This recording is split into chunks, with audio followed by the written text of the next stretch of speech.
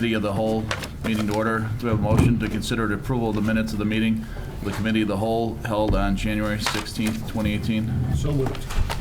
Second. All in favor? Aye. 3, review 2019 fiscal year budget. Dave, you want to start us off? Sure.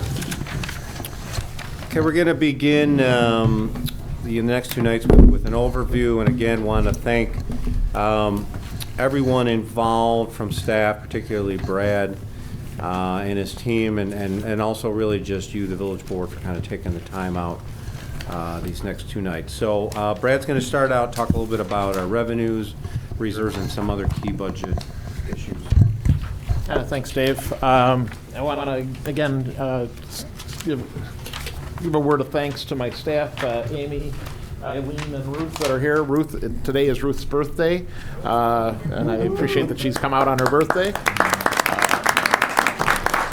Well, before you go further, we should probably sing the happy birthday song. Absolutely. I mean, I don't feel proper going through all these numbers without at least identifying the birthday. Some case for later on. Oh, okay. Yeah, rumor has we have. For sure we got to sing. What are you trying to say? Speed this up then? All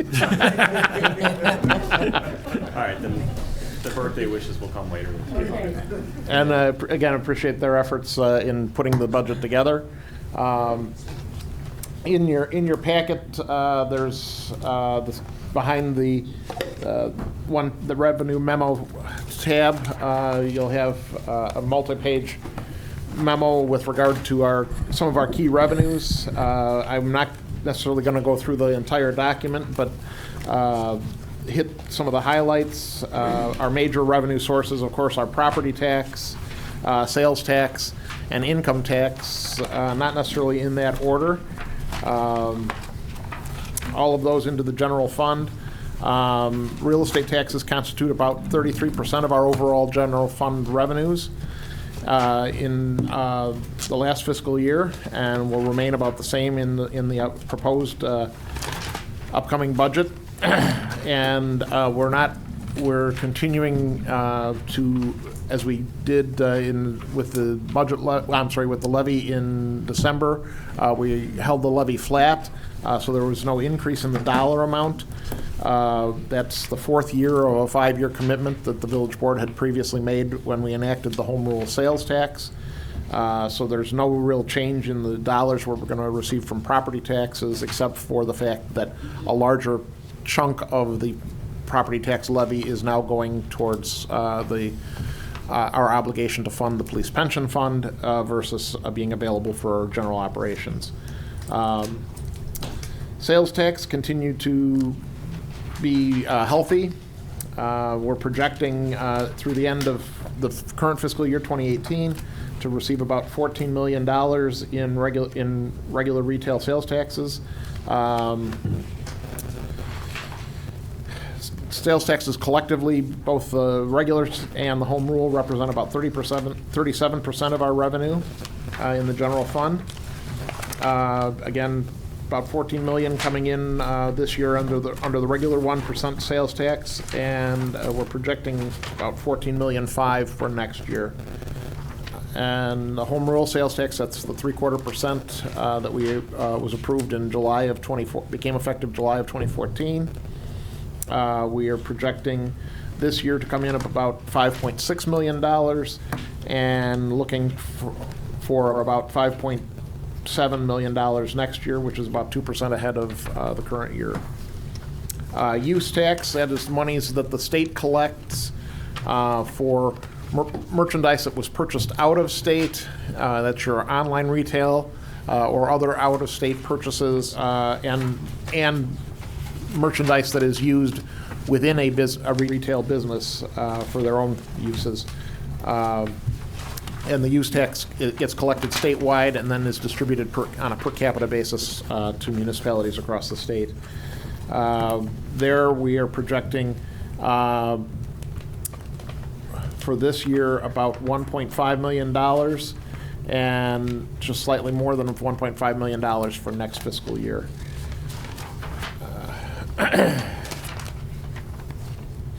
Amusement tax was a very healthy season at the theater this year.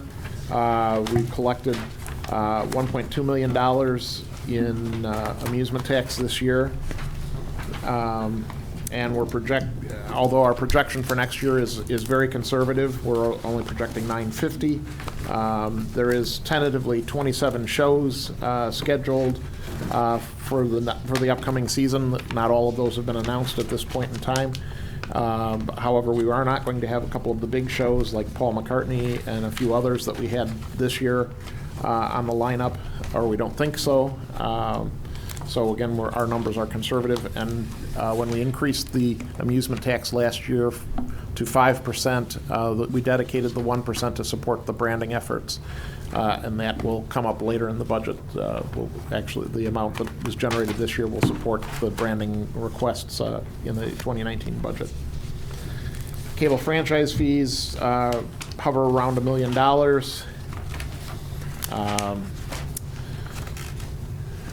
Video gaming, our licensing revenue this year is projected to come in about $158,000, and the share of the terminal income is estimated to come in about $378,000. Next year, we're anticipating 150 license, or 150,000 for the licensing, and about 475 based on the recent revenue trends from the existing businesses.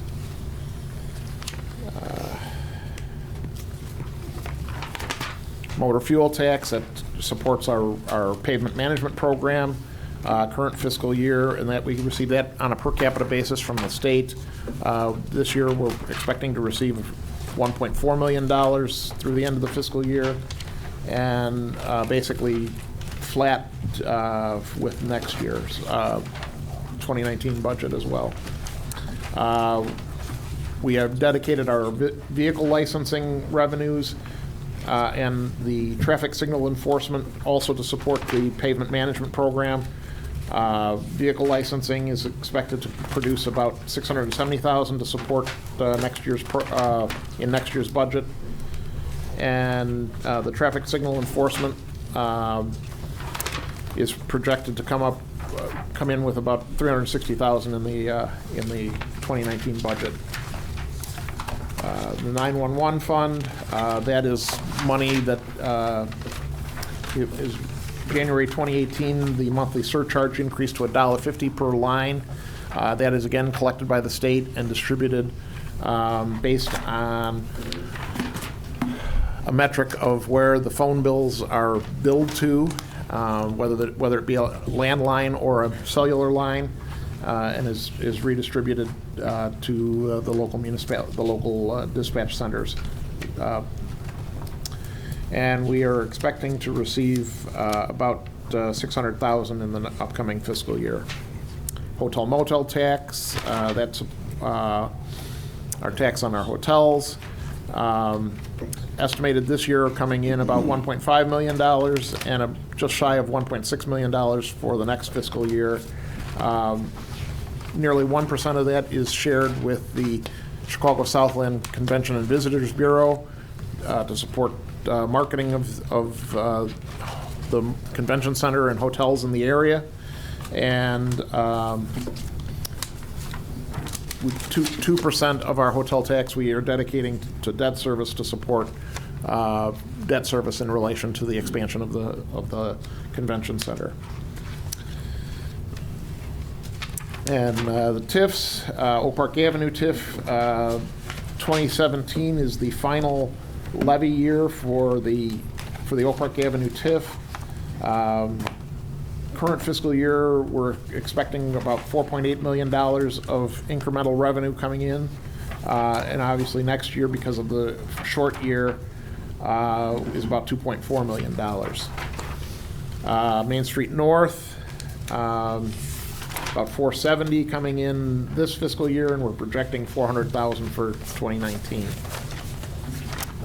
Main Street South, a nominal. We didn't anticipate any incremental taxes for the current fiscal year. However, we do anticipate a small amount, about $17,000 in 2018. 2019, we are projecting no incremental revenues because as we're moving forward with creation of the new Bremen TIF, the Main Street South TIF will be folded and closed. The Mental Health Center,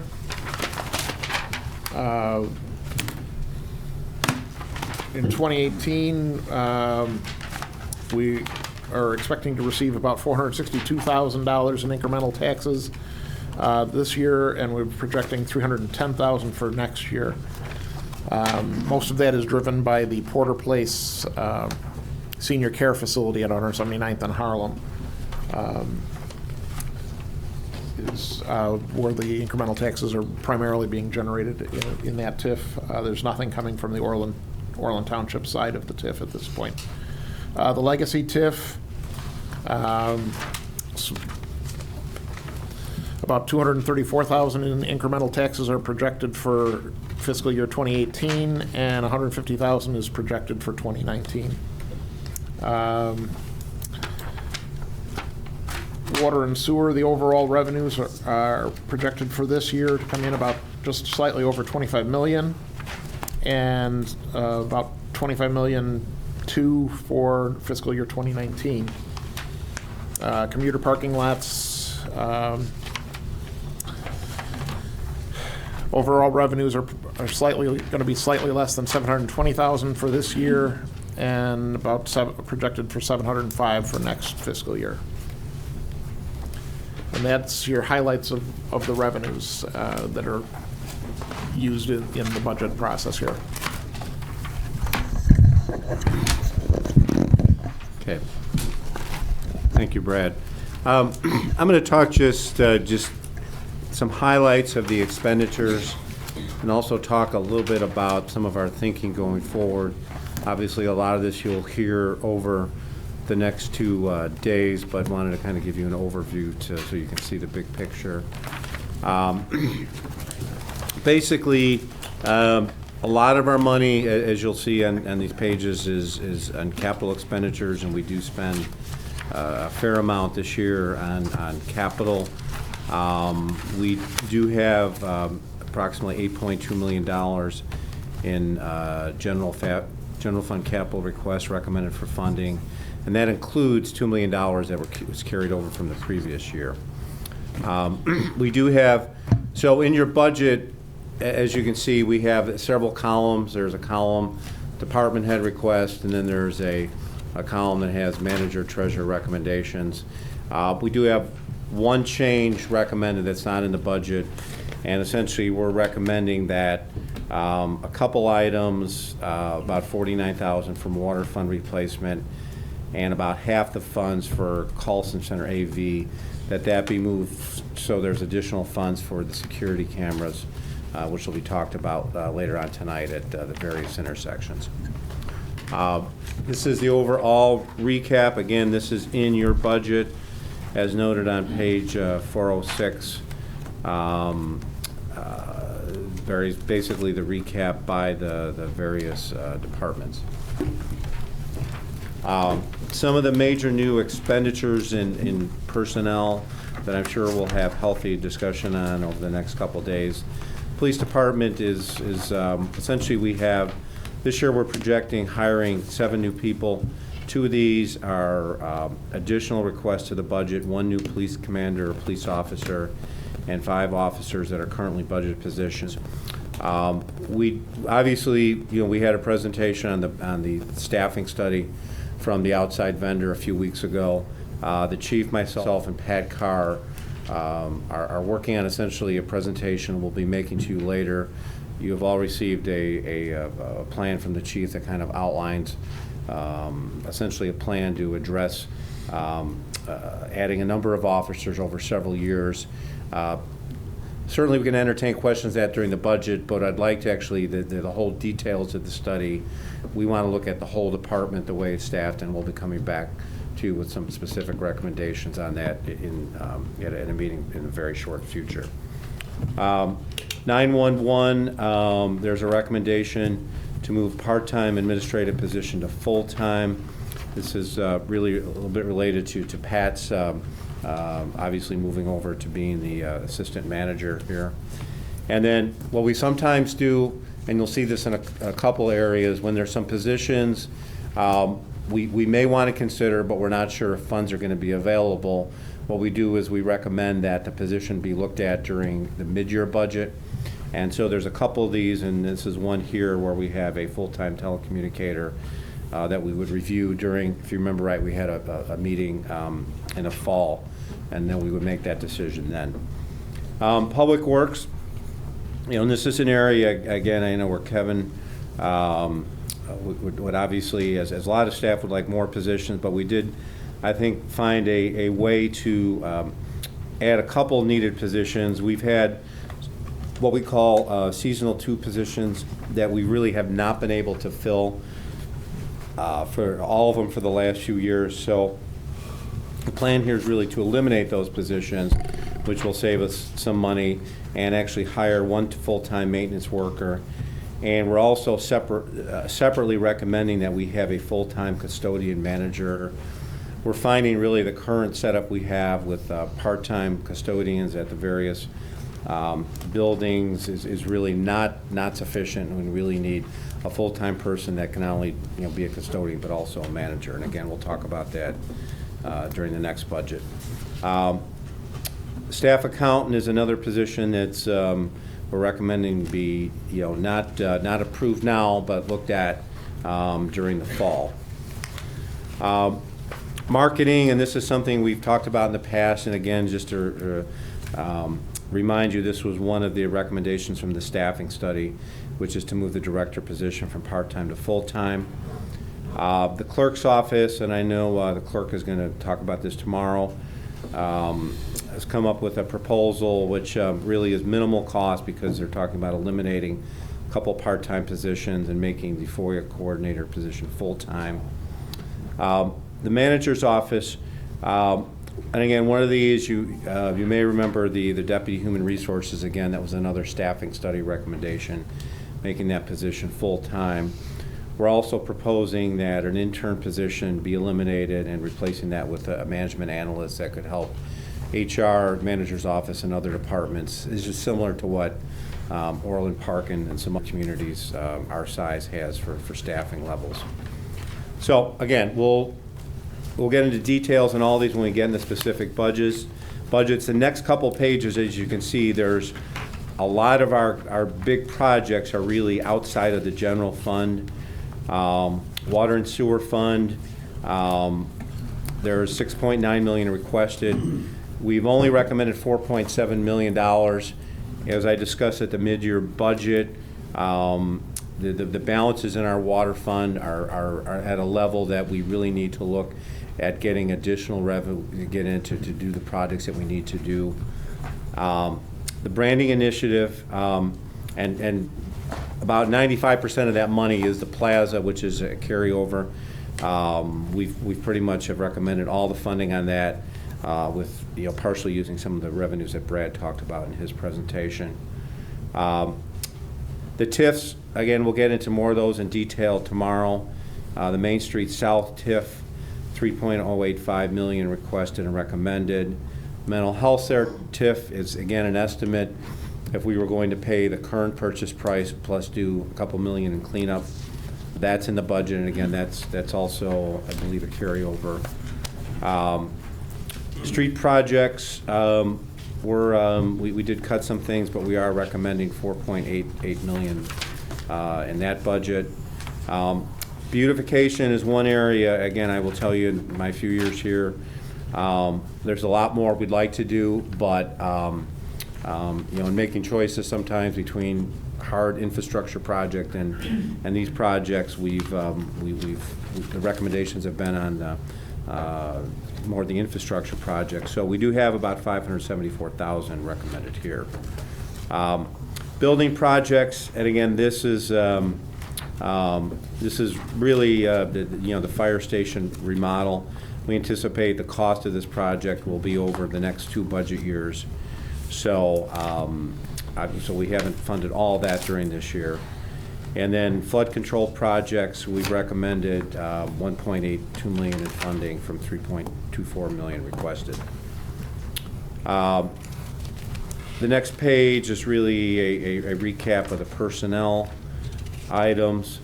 And I am forgetting to change this here. Yeah. So what I wanted to talk about now was over the next couple pages is that, thank you. I think we're on, I'll go to this one now, yeah, so.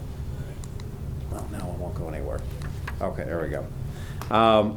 So this is the fourth budget since I've been here, and so I asked staff to kind of look at what are some of the things that we've recurringly not been able to fund over the last few years.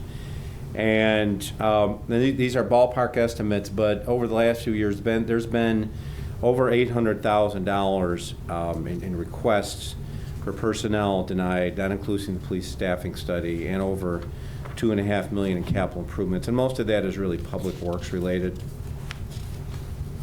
Also, and some of this discussion came up during staffing study as well as the strategic plan update. There's also some major projects in the future which we really need to have some discussions on in terms of how we're going to fund these. Police staffing, we've already talked about. While we do have money allocated for one fire station renovation, as you know, the long-term plan calls for a second one to be renovated. At this point, there is no funds available for that. Third, I think everyone is aware that, well, the good news is we do have money in the budget set aside for the actual plaza. As you know, the Roger Brooks study called for that plaza to have events as many as 250 days per year. And in order to do that, you're going to have to obviously ramp up staffing for both marketing and public works. So that's going to be an issue that we'll need to address really in the next few years before the plaza is actually built. And then another long-term issue, maybe not something discussed too much with this board, but Public Works building is for those of you, clearly a building that is really undersized for the staff and the use that we have. And that's something that long-term we're going to have to address those building needs. So, and again, these are just some of the highlights, but some of the big things we're going to, I think this year we really need to working with you, develop a long-term plan to address needed capital improvements and infrastructure. And again, there's a lot of options for doing this, bond issues, use of reserves, but I think that's something that we're really going to have to spend some time with and identify what are going to be the priorities and how we're going to fund those. And similarly, the staffing needs that are not being met, and it's not just police, but it's other areas. And I think we're going to need to look at, one, I think we need to look at what some of our recurring annual operating costs are and really take a harder look. Are there some things that we do not need to do? And then we'll need to look at revenues also. So I think we're at the point where I think if we're going to move forward with some of this infrastructure and staffing issues, we'll need to make some tough decisions. Thirdly, I think as Brad was talking about, the South TIF, the Convention Center TIF is closing this year. So I think, as you all know, we're working on a plan to continue to make the Convention Center and hotel financially viable. That Convention Center and the hotel has been, with the high property taxes of Cook County, we've been able to offset some of that through TIF subsidies, and with the TIF ending, we're looking at working with our school districts and look at our hotel tax on a plan to continue to make that viable, because obviously that's critical to our economic future. And finally, we'll need to review our water rates. So this is budget schedule for the next 2 days. Following this, we'll have Public Works. So for those of you new, Public Works is usually the longest budget, so don't worry. After Kevin is done, that's there's a lot of different divisions, so that's typically our longest discussion. And then we're going to have police and fire. Depending on timing, we may discuss 911, but I think, talking with Chairman Yonker, I think we want to make sure we get done at a reasonable time and not have the board making decisions late into the night. And then tomorrow afternoon, the rest of the budgets, again, and it has here the trustees that will be presenting them along with the staff person, managers, mayors, and clerk's office, finance, TIF and other funds, marketing, economic development, community development, and 911 if we don't get to tonight. So at this point, questions, and if there are none, we will be ready to move right into Public Works. Any questions? Okay, Kevin, you wanna start us off? Yeah. Real quick here, I first want to thank Finance, our management staff for putting this together. As Dave said, we do have one of the larger budgets for Tinley Park, and for all the assets that we have to take care of. So some of the key points he's already talked about was staffing. We asked for staffing last year, this year, but that's throughout. I think every department, we need staffing. But to be able to maintain the assets we have, we either need to have the staffing to do it with or the funding to do with it. So we have to look, I think, as Dave said, into other funding reasons for funding these, so we don't have emergency sanitary repairs and stuff like that, so we can actually get physical programs going. Some of the two programs I'd like to get started here in the near future, if staffing allows, is a storm sewer program and a sanitary forced pressure main program. In the last month or so, we've had two major main breaks on our sanitary system, forced main, and it's one of those areas where it's very hard to identify those. It's a sealed system, so there's no way to TV it until you have a break or you cut it open and look at it. That's one of the systems that are totally sealed off. There's no manholes to look in, and those are the things that fail. The current system is probably about 50 years old, the one that's failing right now. So we do have some money in here for looking at replacing a portion underneath the 167, so that doesn't cave in. We just want to be proactive on that one. And then future of looking, how's our program, how are we going to phase it over the years? Because there's no way we're going to be able to do it in 1 year. It'll be quite a bit of money. So some of the real quick things on key goals that I have for the department in the next coming year is, again, in looking at staffing, I said I would look at doing a staffing study myself.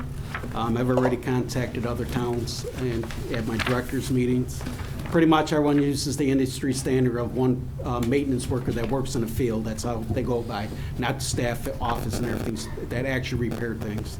Is 1 per 1,000, and that's been around for a long time, the industry standard. Currently, we're at 38 full-time, 39. So at 57,000, it's around 57, but I don't think we quite need that much. Just at a quick review, I think over the next few years, 12, especially with all the events coming up, that's something we're really going to have to look into. The other thing I like to do is start a return back to more insourcing instead of outsourcing a lot of the larger projects we have to. But I think what we're really missing with the residents out there is that personal touch with the employee out there. When we're hiring out certain things, the contractor's saying, I'm here just to do this job. If a resident come out and asks us a question, they're not getting an answer. I think you lose a little bit. You might be paying a little bit more for personnel, but you're losing that personal touch. Someone might come like, hey, I might have a leak in my house, can I come in? When you have just contractors out there, it's one of those things that, you know, this is what I'm here for and that's it. So I think we have to look into that too, not just for outsourcing things, but also insourcing some of the projects. So some of the projects I mentioned real quick here was the sanitary force main, pressure main. To start, we have the equipment, the cameras to look into this. But we have to develop a program and figure out how many personnel it's really going to take. The next thing would be the storm sewer program. I've been here for many years, and we've really never proactively cambered TV sewers, storm sewers in the area. So that's another area that I would like to look into, filling some positions and start TVing our storm sewer system. Some of the other key items are the software, which we did start the new software. We're through phase 1. We'll be starting phase 2 of that software, and you'll see that in the budget. It's working real well. We're able to record keep and look up work orders as people call in. So it's been a very good plus for our department. And I think my next biggest goal is going to be succession planning for our department. We do have a few people that'll be retired in the next few years. And I'd like to really have the goal of moving people up through the departments. Who better to have than people that know the system, that's been working on the system for years, to get into a key role to move this village forward.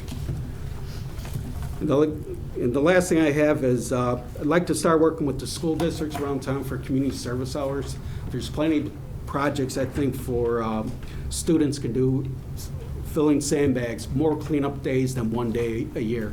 That would be a big help, especially after winter. You notice there's a lot of garbage and stuff around. To have more than one. So maybe even work with the Environmental Commission to get more than one day a year for pickup. I think it'll just help everybody out.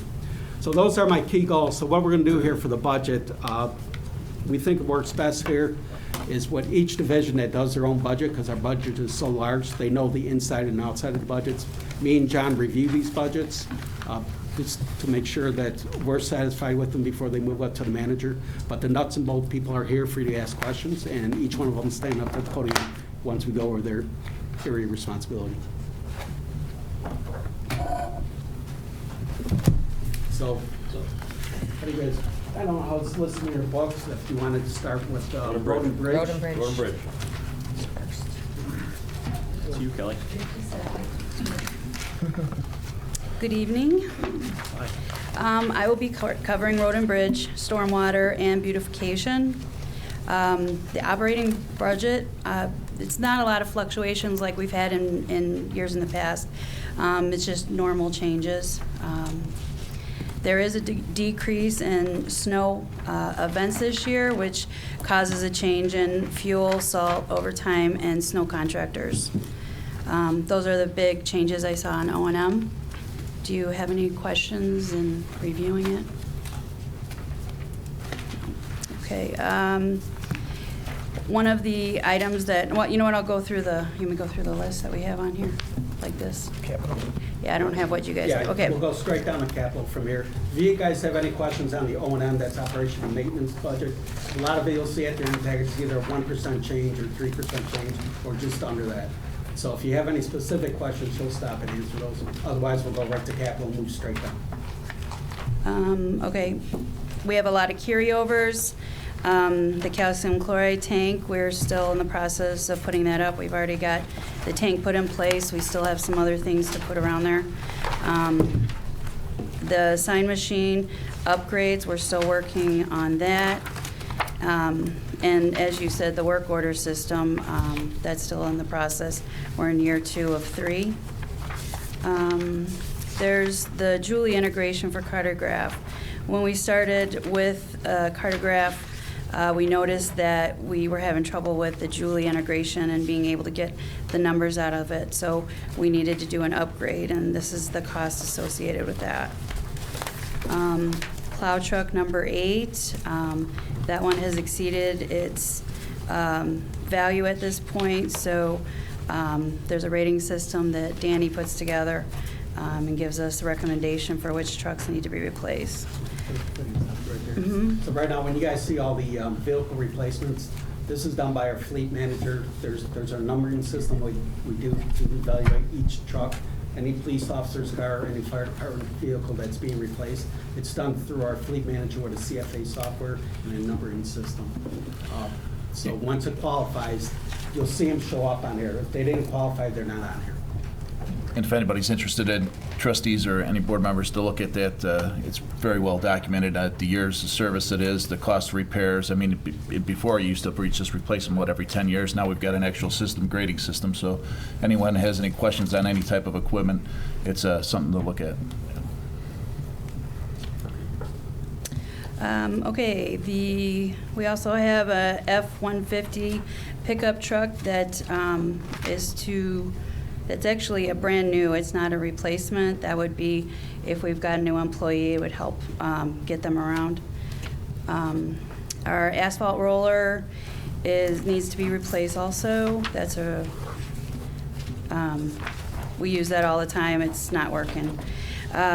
Mini excavator. We're requesting this for drainage complaints and to work on projects in backyards. A lot of times we have to remove the fencing or get into tight spots, and it ends up costing us a little bit more if we had this. This could alleviate some of the costs there Do we, and help us.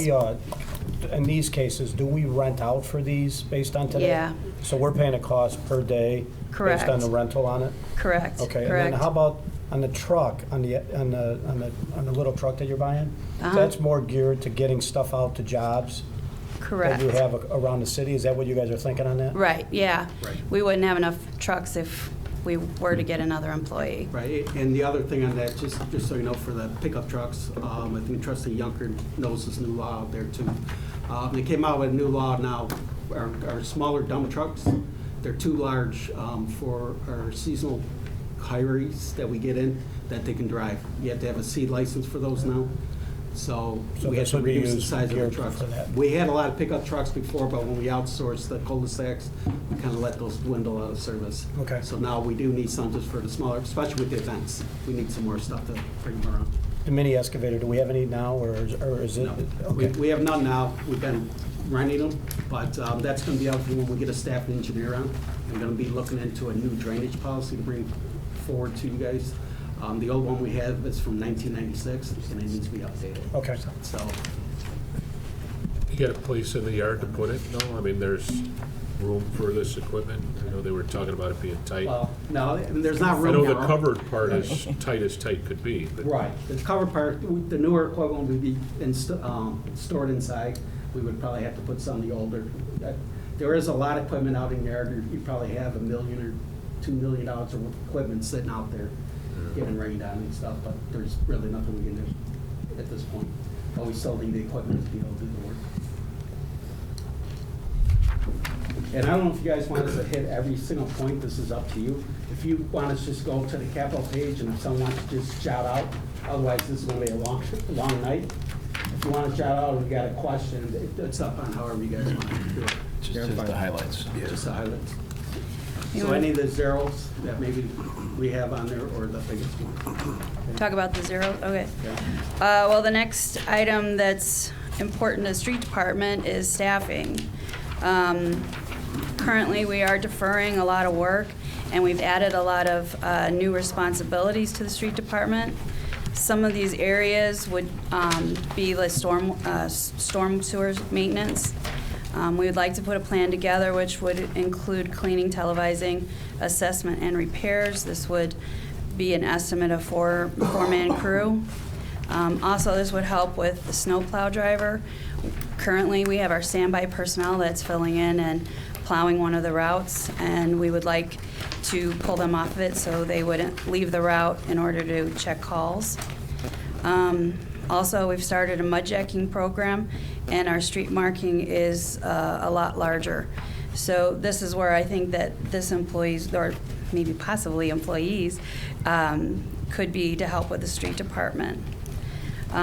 Also, the increase in events. We have 3 additional this year, but each of the existing events that we've had, they have grown quite a bit and has included a lot more hours for our employees. We've estimated it's about 2,600 hours just in this past year was spent on events.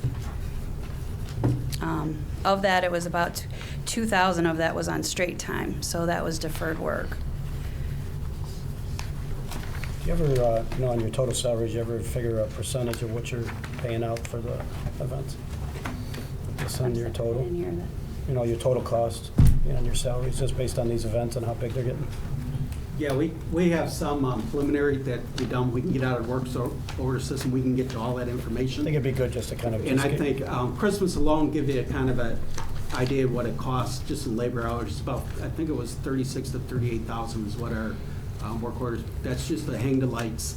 That's not taking them down. So we're in the midst of taking them down, putting the Irish stuff up at the same time now because the snow's finally stopped. But you got to realize when we're doing all that, say you guys get a call on a street light, how come that street light's not fixed? Well, our guys are hanging lights or taking down the event stuff. So it's one of those things, it's give and take, give and take. While we're talking about events, could you explain to the board, like typically what it, like, say, music in the park, how many Public Works employees, what it takes as far as fencing and electrician, and just so everyone's aware?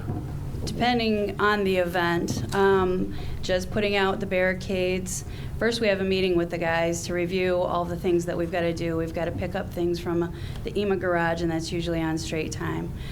We've got to put up we have to figure out how many guys we need on overtime, so we have to set up overtime sheets, and there's the sign up of that. But then we have to have somebody working the actual event, the setup of the event, and then the takedown of the event. And we also have to follow the overtime with the union contract, which can be kind of difficult at times. Yeah, so on some of that, Trustee Youngkirk, is like Christmas. We probably use a half to three-quarter of our department for a month and a half, getting that all ready, getting everything strung up, the electricians in there, getting all the electric needed. So that's about half to three-quarters of our department. That's all we're doing for a month and a half. But on the smaller events, your not farmers market, but your music in the park, stuff like that, it's usually 3 to 4 people, 3 to 4 people and one electrician, because you have to be qualified to reach your hand in these electric boxes.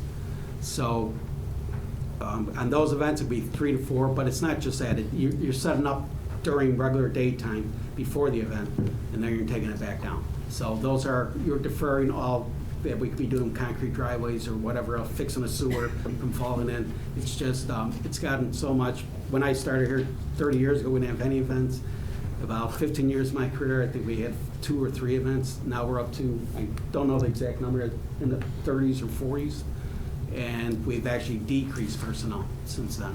We used to have 43 full-timers, we're down to 38 or 39, I think it is now. Kevin, I do have the report from the Cartograph was $130,000 for the past year.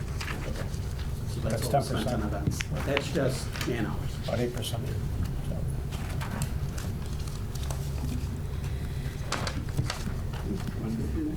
Okay, yep.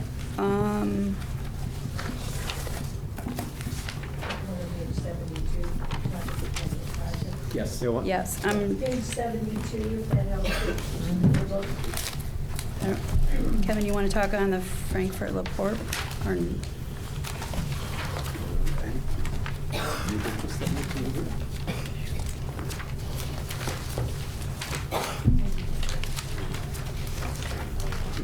Section Yeah, how do you want to do 71, this, Brian? starts on 71. One at the- Discussion, we're just Yeah, I have discussing different the end of page that numbers. discussion, what we want to do. Yeah, I mean, if you want.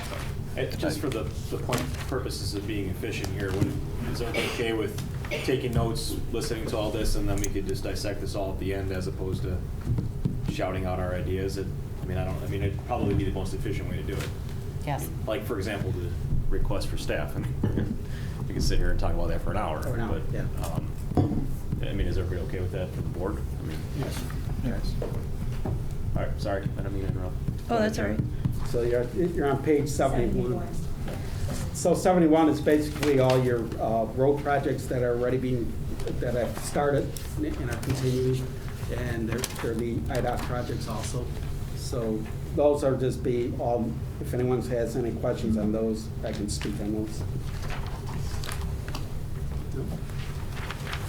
Okay, so page 72, again, I'll cover the road projects. 84th Avenue resurfacing, that's, actually I have a pre-con meeting on that in April, so it's on move, we're just waiting for the Cook County permit. So, 175th and Richmond, we're still doing the engineering on that. The Frankfurt Laporte roadway expansion, that's to get the roadway through so people aren't cutting through the Glenshire roadway area. But right now, I don't think Frankfurt has the money and for some of the funding, just like us, so I believe the manager took that off. There hasn't really been any interest. We've asked Frankfurt a number of times on this, and there's just. And the no township too, Frankfurt Township and Frankfurt? Well, it would be it's the village's decision, so. You just met with them a couple months ago, right? And they said no? Yeah, over the holidays, yeah. Okay, so now we're getting into the sidewalk gap program really quick.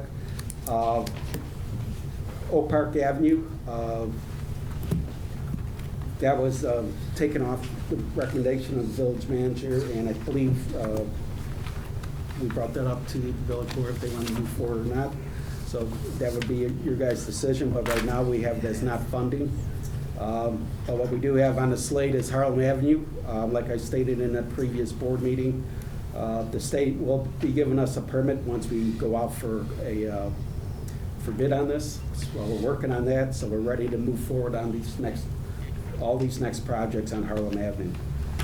The larger projects you'll see on Harlem Avenue that are not on here anymore are we had a couple $1 million ones to get it across on the west side of Harlem between 163rd and 167.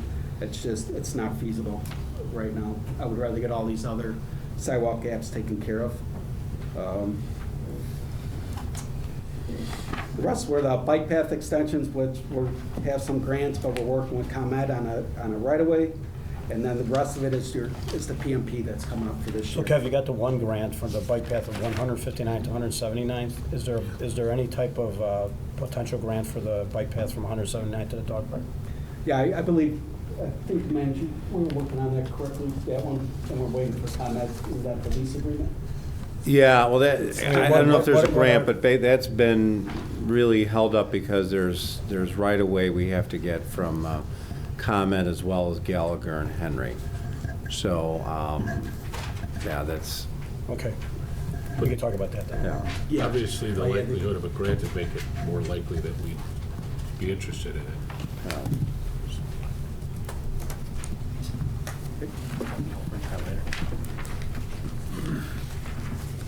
Is your page the tree? What's the next page? Is that the tree? 75 Okay. Beautification. Carryovers for the tree replacement program, that was from the damage from the EAB. Then we've got the fountain for Oak Park Avenue and 173rd, the downtown. Can I just ask on the tree replacement, is that the final year of it? Yes. Okay. Yeah, that's some of the warranty money and retainage. I just wanted to confirm. That's all it is retainage. Just retainage. Well, yeah. What page are you reading? We're on page 75. Okay. Page 75.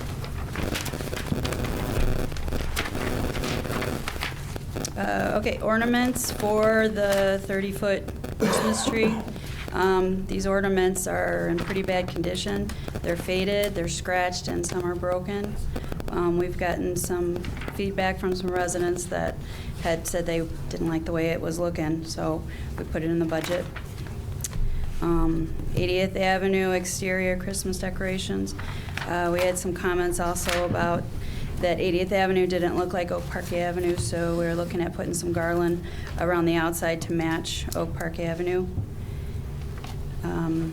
The Christmas music display, that we were looking at using that money elsewhere.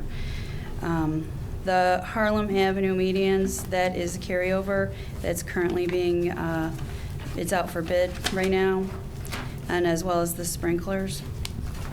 183rd Street median and 167th.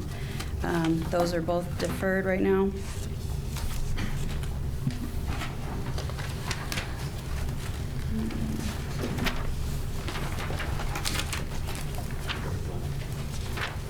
Is it flood control next? Get to that.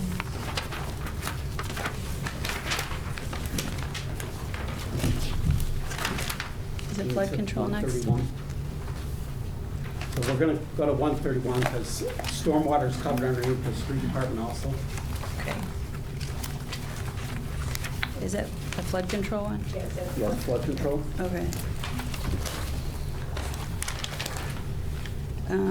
Freedom Pond is a carryover, as well as the field tile study.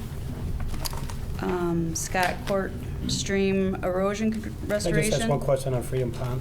On the $1.7 million, like, is that the final piece of that? John? That's the final piece, right? I just want to make sure that Yeah, this year we're will being clear on that. be done. Yeah, so that everyone understands it's Yeah. the final piece.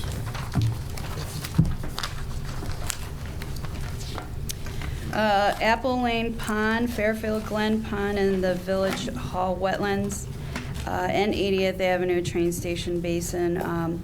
We went through and did an inspection of all the ponds this past year, and of, I think, 10 of them, these were the top 4 that really needed restoration.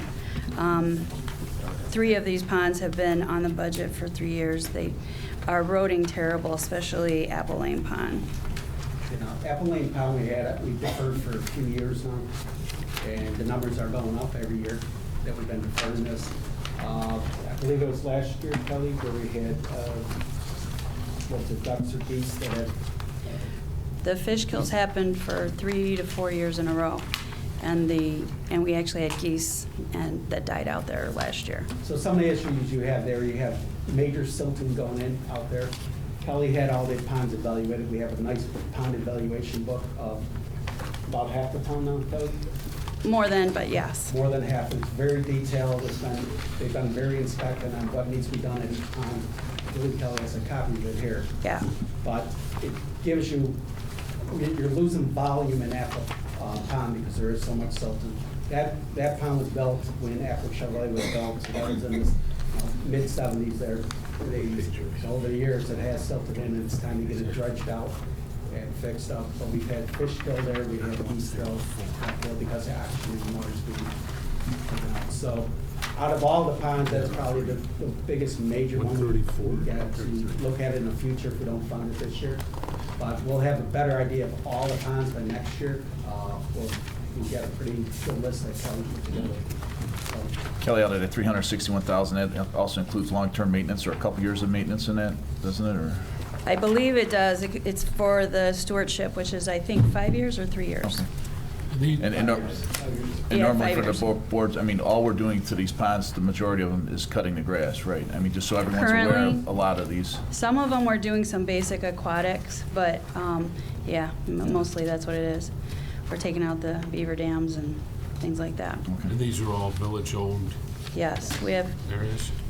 59 of the 194 that's in the village. Yeah, I got it. Okay.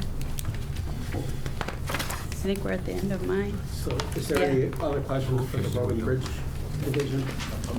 Totals. Or any other details you need, just let us know, and we'll get it for you. Chairman, how do you want to do this? Do you want a discussion now that this is done? Sure, or do you why wanna she's here, yeah. And anyone have any questions in regards to what Kelly's presented here? Well, besides the fact that there's no money, why are we keep deferring ponds? I mean, it's ultimately gonna, I mean, I understand that this was presented by staff, but now the management and treasurer, it's gonna come to a head and we're gonna have to do all 5 at a crack. I mean, it's gonna be a funding issue then. What's the mentality of pushing these off any further? The lack of funds. I mean, it's, that's really been it. The only thing I would just throw, a couple of things that I would just throw out is, you know, with the bike path going 179th and the fact that we don't got any grants on that, we have grants on the one but not on the other. Correct. That's $450,000. And there's 2 or 3 things in here that I think we would look at that maybe would be an alternative, unless I'm not seeing something that is critical to the village today that this has to be completed. Because to me, I think the bike path is great, but I also think that every year we wait and don't do the things we need to do. This is a bigger cost to the village at some point, from an expense standpoint. So just a couple of the things in here, I just don't know if you can rotate a few of the things that you have in here from one aspect to the other. That I see two or three things that could maybe be rotated, that could help fund some of the things that really are bad. I don't disagree. In fact, I agree completely. I just wonder, how do you quantify the increased cost by deferring the maintenance on these ponds and other things? I mean, you haven't done it Labor, right? for years now. How much more does it go up when we finally do it? Do you get what I'm saying? Yeah, well, that ratio should go down because if you get on a regular maintenance schedule and you maintain that maintenance, it's not just the past 3 or 4 years not funding. It's when you get over the 10 to 15 or 20 years, when you do the minor 20. But every pond in itself is going to silt in after a while, and that's when the bigger costs start coming in. So it's going to be So like an once you get emergency it up, big and cost then down the you road. get a plan for 5 years, but you got to stick to the plan. So once you start deferring off the plans, and everything starts accumulating. So this historically was underfunded for years. Correct.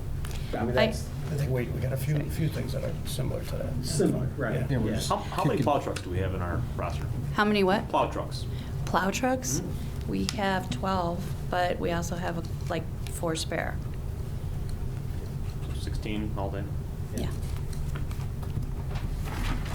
Is there, I'm sorry, go ahead. no, I. Is it possible that you could defer that for a year and try to do one of these ponds this year?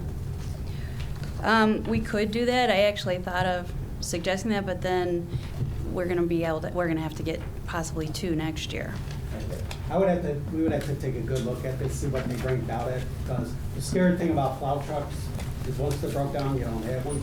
The thing is, when you get a transmission that might mess up that you don't know about right now, and that goes out, right now, we got a lot of them that are in warranty that we're able to get rid of under warranty and still get a good price back for them because we're trading them in. If we wait too long, then that trade-in value goes down.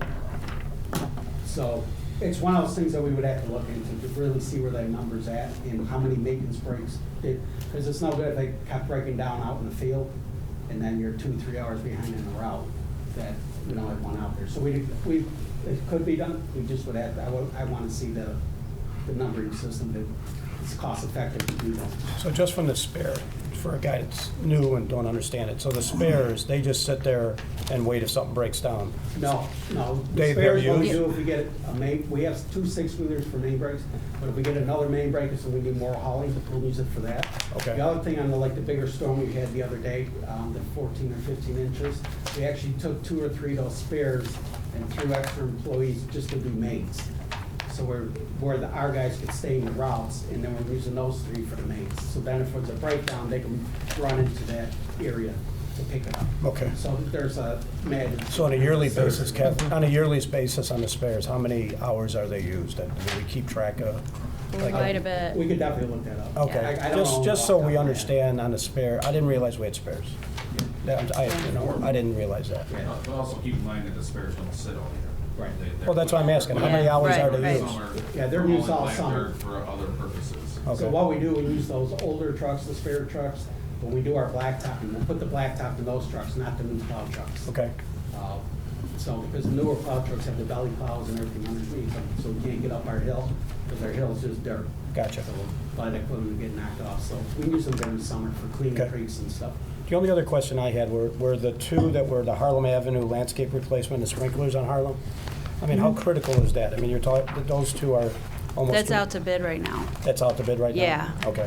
Yeah. Even in comparison with the other medians, it's as critical as the board here wants to make it. How- Well, I'm just trying to think of priorities, that's what I'm saying, Well, John. and that's why we present it, because, we spent a lot of money here as a village to install the landscape on those medians, and without the irrigation out there. They just all that's died. It all dies, so. That's what happened on Just doesn't make 183rd. sense. Yeah. Oh, it's a lot of. To plant those. Kind of in my strange when it meadow. wasn't put in when they built it. I mean, Well, Yeah. it's like building a house on a this, I roof. can give you a little. I could pass on that. Harlem Avenue, when we Grange first was- changed over, we got a grant to do all that landscaping on Harlem. But at that time, IDOT would not allow us to put sprinklers in. About 2 years later, 3 years later, it all died. Because it wasn't there, we couldn't get all the salt out of the parkway, we couldn't get the plants to live because of the heat off the pavement.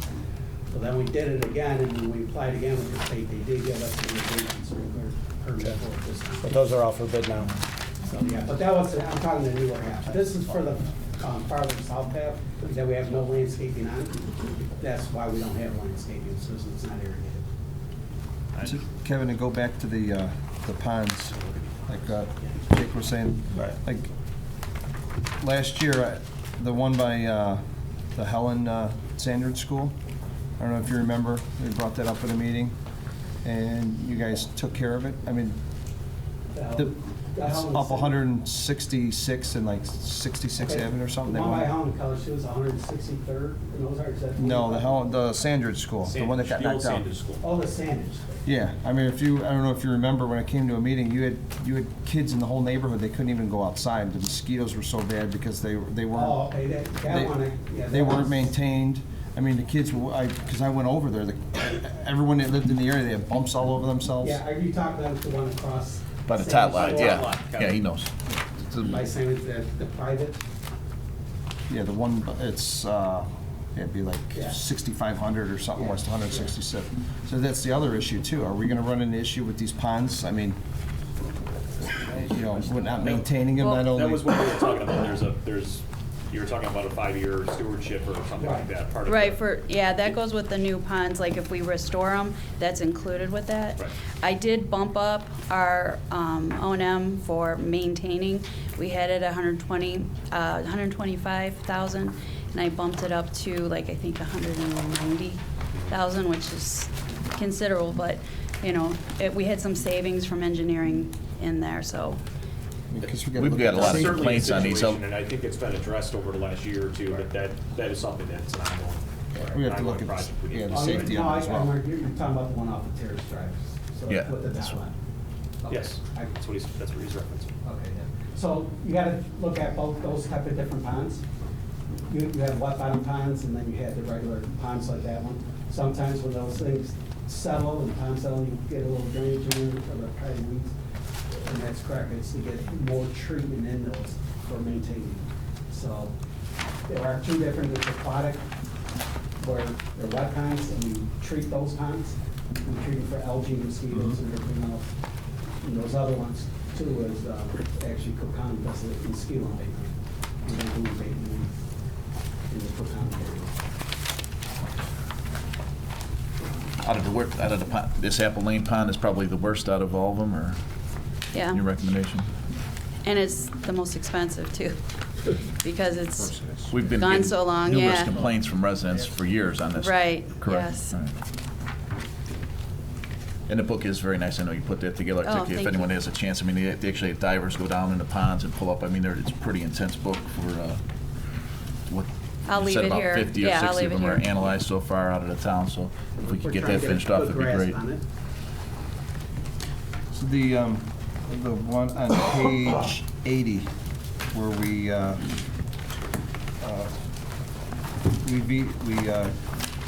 zeroed out the budget on that one as well, where all the dead plants and everything. What's Plan B? Are we yanking them all, or? 183rd Street. Yes.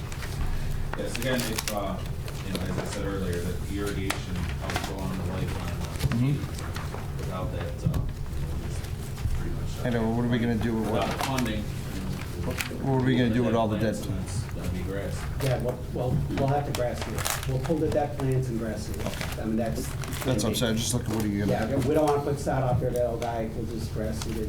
Pull the And is plants. there other options? I mean, instead of going through all this cost, I mean, I see what's going on all the way down LaGrange Road, and, you Right. know, and even they, the amount of money they spent, they're still having issues. So Yeah. the whole, to spend 700,000 or to spend 350,000, is there an alternative B, like Mike's saying, maybe there's a different way of looking at this, Right. that maybe it isn't plants, it isn't sprinklers. You look at all the paving I bricks, mean, they're all weeds now. we've got our, you know, we've got other options that we could probably look at there. I mean, you're talking about $1 million here. So, I mean, my view of it would be is, you know, we've got these things that we own today that are falling apart.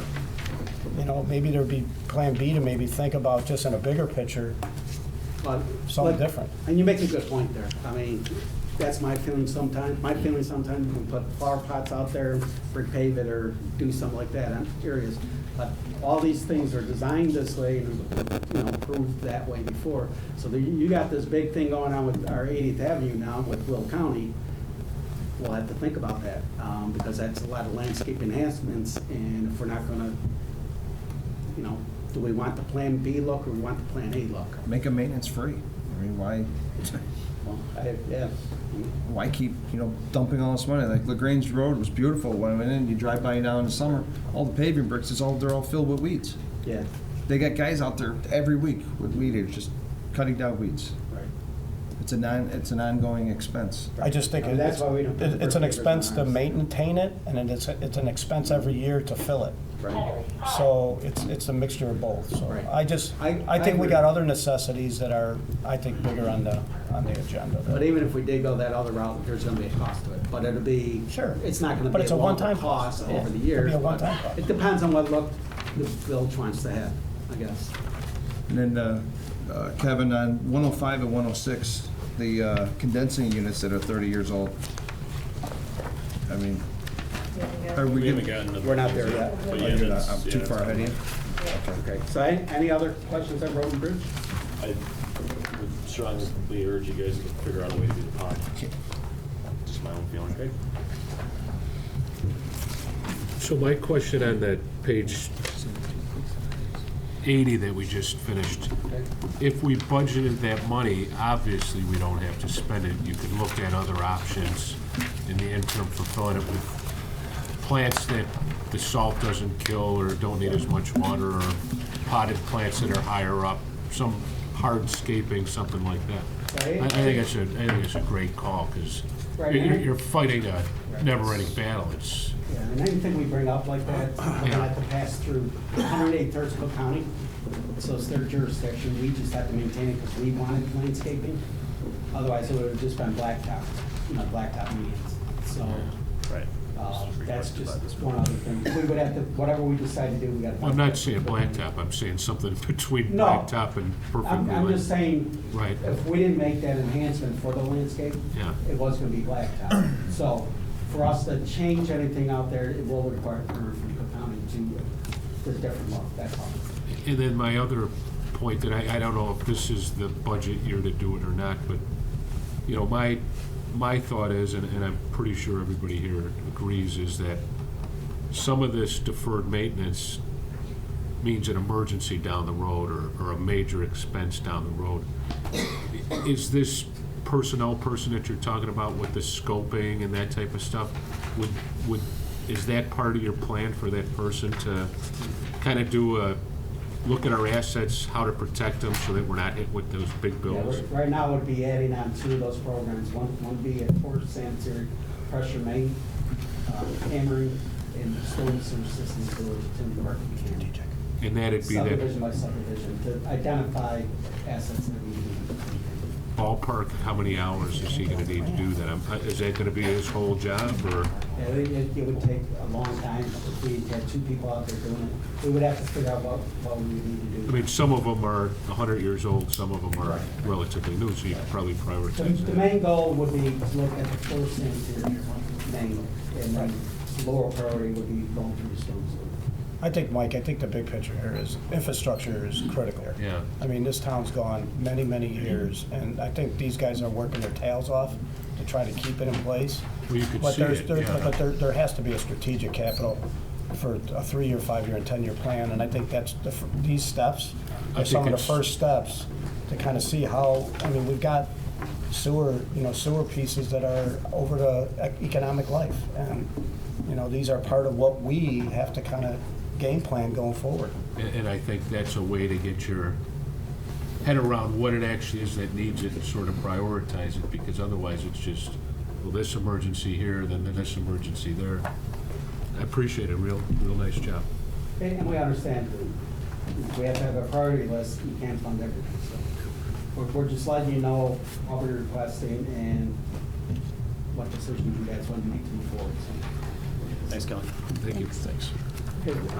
The only other one I would throw out is just that, the bike path, if we don't have the grant, if we don't have an opportunity for the grant, should we wait to maybe to see if we have an opportunity for a grant? I mean, that's $450,000 if we're talking about the ponds. I think part of that, though, weren't they talking about hooking them all together? Yeah, Piece this of a puzzle. this was a prior to the old board, I'm going to say. But No, I'm paying- just we're saying paying the whole hooks- $450 hooks now. to Like something 2 or else, 3 yeah. years ago, I think. Yeah, it first came up, I think, with the old board about 2 or 3 years ago, and there was discussions. Orland Park approached us about, they were going to do some paths and to try to connect with this. But again, this is, If we so are- what's been delaying it, though, is that to get it done, we've had to get a couple easements. Otherwise, it would have already been done. But again, if, And you still haven't got those. Is that something we could look at mid-year maybe and push the grant? We're talking about the 150. yeah, If let the me ponds is a talk with Chris critical King element, tomorrow I think and that would find be- out where it's at, and that's fine. Yeah. Okay. Thanks. Oh, no, you're Sure. right. Buildings, right? Is that next? Is there something else, Kim, on that? No, finance, which one do you want to go next? Buildings, I think, Then is it's next. electrical department. My Well, bad. electrical municipal buildings, so it starts on your line items are on page 82. And then it goes into their cash personnel and their cash requests. And the Good evening, ladies and gentlemen. My name is Terry Lusby Jr. I'm the Facilities and Fleet Superintendent. Nothing pretty much changed significantly for the operating budget, but if you guys have any questions on it, feel free to let me know and I'll answer it. But I did want to touch base on some of the items that were pretty important in regards to the capital requests. First thing is the overtime snow call management system that we currently have. It's Can you reference page? Kevin, you have page, yeah. Reference. Yeah, yeah. Okay, page 4. Yeah, okay. So he's actually, Terry, why don't you start on the electrical real quick? Yeah, just on electrical first. Electrical's 82, 83. How much do you want to know then? Anything on the one that you guys want to discuss? I'm good on that. I didn't know if anyone had a question. 85, it's the carryovers for the LED project. For electrical. okay. We have the second phase of our LED lighting project for street lights. Both of those were recommended for approval. We have a carryover amount, and also we have additional funds that we're requesting. We're requesting $240,000 additional. Also, another item that we have under electrical is our bucket truck. Our bucket truck is approximately about, I'll say, 17 years old. So we're looking to get that replaced. On the point system, I believe it's rated at 39, and the amount that the rating that will be okay for us to keep it, I believe, is probably around, I would say, 20. So it's pretty much overdue for replacement. But both of those items got approved.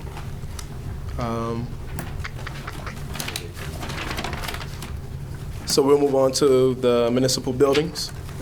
Page page 93.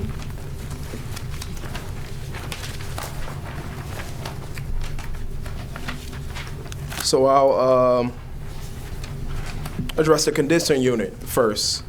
That was a pretty big item. So for the council chambers condensing unit and air handler, I'm requesting $156,000 to replace it. It's approximately 30 years old. We had multiple failures on it, leaks of the refrigerant.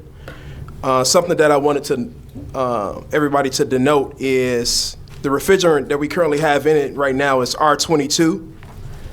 Currently, that refrigerant is not environmentally friendly. Currently, it's going to stop being manufactured in year 2020. The new refrigerant is called R410A. The old refrigerant costs approximately about $55 an hour. Unfortunately, that cost is also going up as well.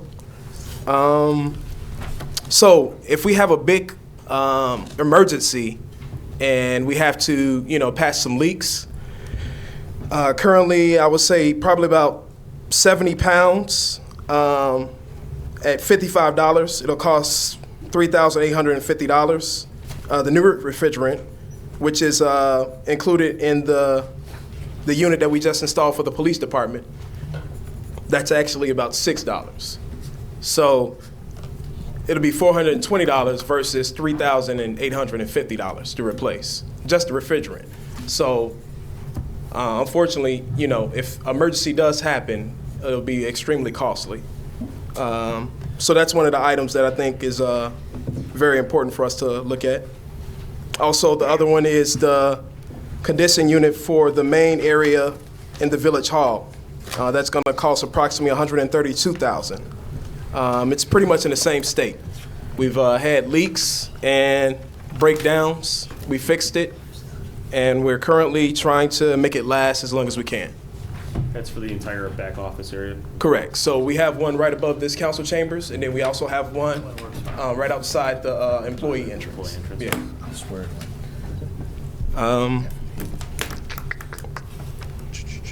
Next item that I thought needed to be mentioned was the ceramic flooring coming into the Village Hall.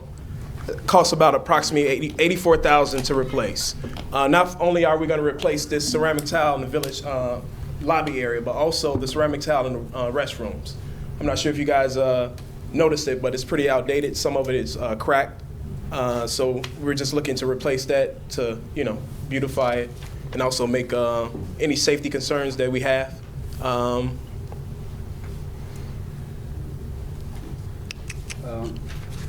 going to have John hit on the overtime software. He Okay. knows most about that. Thank you. Our request in here for the overtime and snow call management system. Currently, per our union contract, we distribute overtime based on a seniority and hourly requirement. This burdens our department approximately 15 hours a week of administrative time. Now, not to get into what the individual details of the system, but we have clerks, foremen, and superintendents involved on our weekly distribution of the overtime. Along with that, anytime we have a snow call out or a standby call out, we have a foreman that would make a phone call, wait for an answer, call the next person. And 12 routes, it could take a decent amount of time to distribute those phone calls for each route when we're trying to get someone out. That's on the snow side. If we have a main break or something of that nature, again, we're trying to call individual people. And the first 5 aren't the first ones that answered. You could have 30 phone calls before you get someone that's answering the call.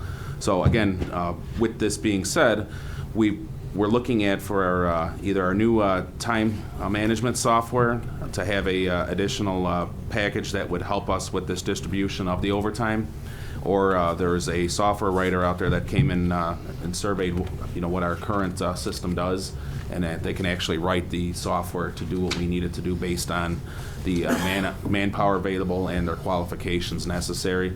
An equivalent software to this is what the fire department uses to distribute, the work that they have over there, where you have the employees put their time available in, and then the software, pretty much randomly, selects the employees based on their seniority over there. So it's not kind of the same system, but we did a rough number ROI on this, and we could have, that less than a year for the amount of administrative time we put into here versus what the software costs. Again, going into the time and effort, we have a full-time superintendent here that could spend up to a full day on some of our busier weeks just worrying about the distribution of the overtime for the events. So we've ended up paying fines for not following overtimes. correct. There has been some mistakes made, and if those mistakes get caught in that distribution per the contract, skips that are generated, we can pay up to $100 per person that gets skipped on those mistakes. Again, this would take those mistakes out of that. One of the advantage I thought was great to come with the technology is you can set up automated calling. So if we need to call out the snow shift, it'll send out a request to each individual employee unanimously, and they just have to respond on their cell phone device, cellular device, yes or no, and we get those notifications immediately with the touch of a button, as opposed to waiting possibly hours on end for responses from some of these call-outs. So it definitely advances our ability to contact our employees and do the distribution of the overtime. So I got a quick question, not to belabor the point, because it's just a minor thing, but so the availability, it's going to say who all's available on a particular overtime occasion, or it's going to ask in advance who all's available, and then kind of go down the list? Yes, so Is there the way we have is there- it right now with the program is, when we find out if there's events that are upcoming, this is all for scheduled overtime. So if we Yeah. know an event's coming up, we're gonna ask for a number of people, what the qualifications of these people need to be, and then we put it, we pretty much pin it up on the board, and whoever wants to work signs up for it. So you could do that with an automated system now? And we could do that with an automated system where we would put all of those events in the calendar on that computer, and anybody that wants to work it can So it's the same thing, just automated? make it, yes. Like it- okay. Takes a lot of the, like I said, That's a lot of the great- administrative great time away idea. from it. It sounds like it'll pay for itself in a year. Yeah, like I said, I did the quick math on it. 15 hours a week times 52 weeks. ROI is less than a year. Right now, Mike, it's not in the budget, though. Right now, it's not. That's why we wanted to make it a point of That's why it's discussion going here, because over. it did get zero.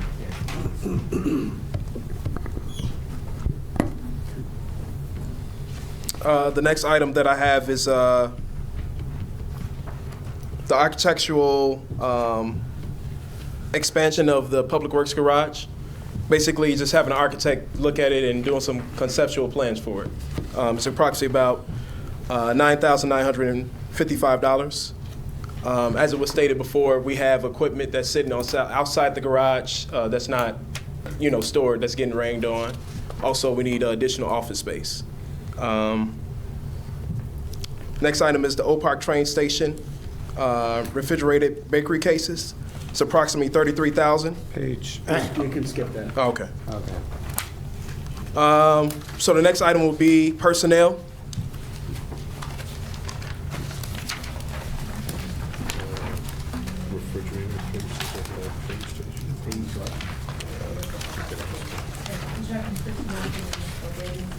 Page?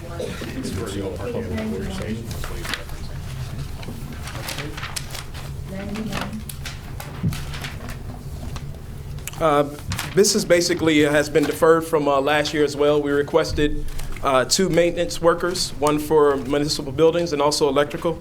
We requested it again this year. It's extremely important that we get some additional maintenance workers. We have items that are being deferred that we can't do because we don't have the manpower. Also, we requested a seasonal 2 for the fleet garage. Basically, what we have here, we have mechanics running basically to grab equipment and tools that we can have a seasonal 2 do. Also, unfortunately, when we have to drop a vehicle off or make a run, we have to send 2 mechanics because one is driving the vehicle to the place and then they have to drive the other mechanic back. They can be cut down to have a mechanic still stationed in the garage if we have a seasonal 2. That's about it. Questions, Terry? The seasonal 2 wasn't approved either? Am I reading right? But the manager or the other person was a full-time versus your requested. What do we have, Terry? Two people to maintain all the buildings, all the village properties, basically? Currently, we have 6. 6? Yeah. 6 in the whole department. 6 in the whole department. We actually use those individuals to do street lights as well. Okay.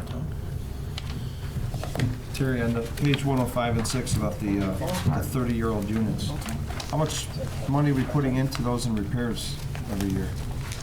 I don't know off the top of my head, but I Which can. unit is it? I'm sorry. I'm sorry, which unit are you referring to? 105, page 105 and 6. The council chambers. Yeah. We're talking about that. It's extremely costly. I can check the numbers and forward you all the information. That's what I think this is one of those, Jake was mentioning earlier, we're just kicking the can. Then if they're 30 years old, why, how much are we gonna, we're gonna chase it, I think one of the questions, Mike, that I had when we talked about it, is just the strategic view of this whole facility. I mean, we're talking about miscellaneous stuff, but I think it's a bigger question than just the facility itself because there's a lot of little things that are going on that, we got to strategically look at going forward on how we 5-year want to plan. use it. especially when it's 30 years old. We could certainly defer the water fountains at various facilities for $59,000 and try to replace one of them. Well, Yeah, we already. That's- You already, we already did. You already Yeah, went to- that's what I mentioned at the beginning. obviously, I didn't get an update. One of them, Jake's 132, and the other one's 100. I mentioned in my presentation. Oh, I must have been reading something else. Yeah, one of them, Jake's 132, the other one's 156. That's 2,890. Do you guys want to hit on any items besides the deferred ones that you would like to discuss? I got one question, 87, the light retrofitting. Any idea how much that'll save? Like, I know that was your retrofitting and updating the outdated high-pressure sodium lights to more efficient. I think it's a great idea. Do we, any ballpark how much we're saving on those kind of lights? Not so much? Those are already approved. Okay, I'm just kind of wondering how much it'll, because it just kind of helps you when you're budgeting to say, hey, we're going to spend this, but over 5 years, we'll get it back. Maintenance costs and also utility costs, because the streetlights, we do have to pay the electric for. Yeah. But the way, when we first proposed that, GE showed that there was 1/3 energy cost comparative. So the 250 watt metal halide, whatever it cost of utilizing that, the wattages are cut down. You're saving 2/3 of the consumption. So essentially, every 3 fixtures you put up with the LEDs equal one of the old fixtures. So a couple of years will make back the money we spent. We had a rough estimate of a 10-year program trying to cover the whole village. We have approximately 4,000 fixtures in town, and right now you're estimating about 1,000 per fixture to do the swap out of the material. So obviously, to try to do 4,000 quite the undertaking. So that's why we broke it up. Yeah, I was just pointing out that there's a cost savings Well, associated there's definitely with cost this, yeah. savings on it. And right now, I believe we're close to $300,000 a year in energy costs for the street lighting billing. So when we get to that point of, fully encompassing the village, estimate, 100,000 savings. 200.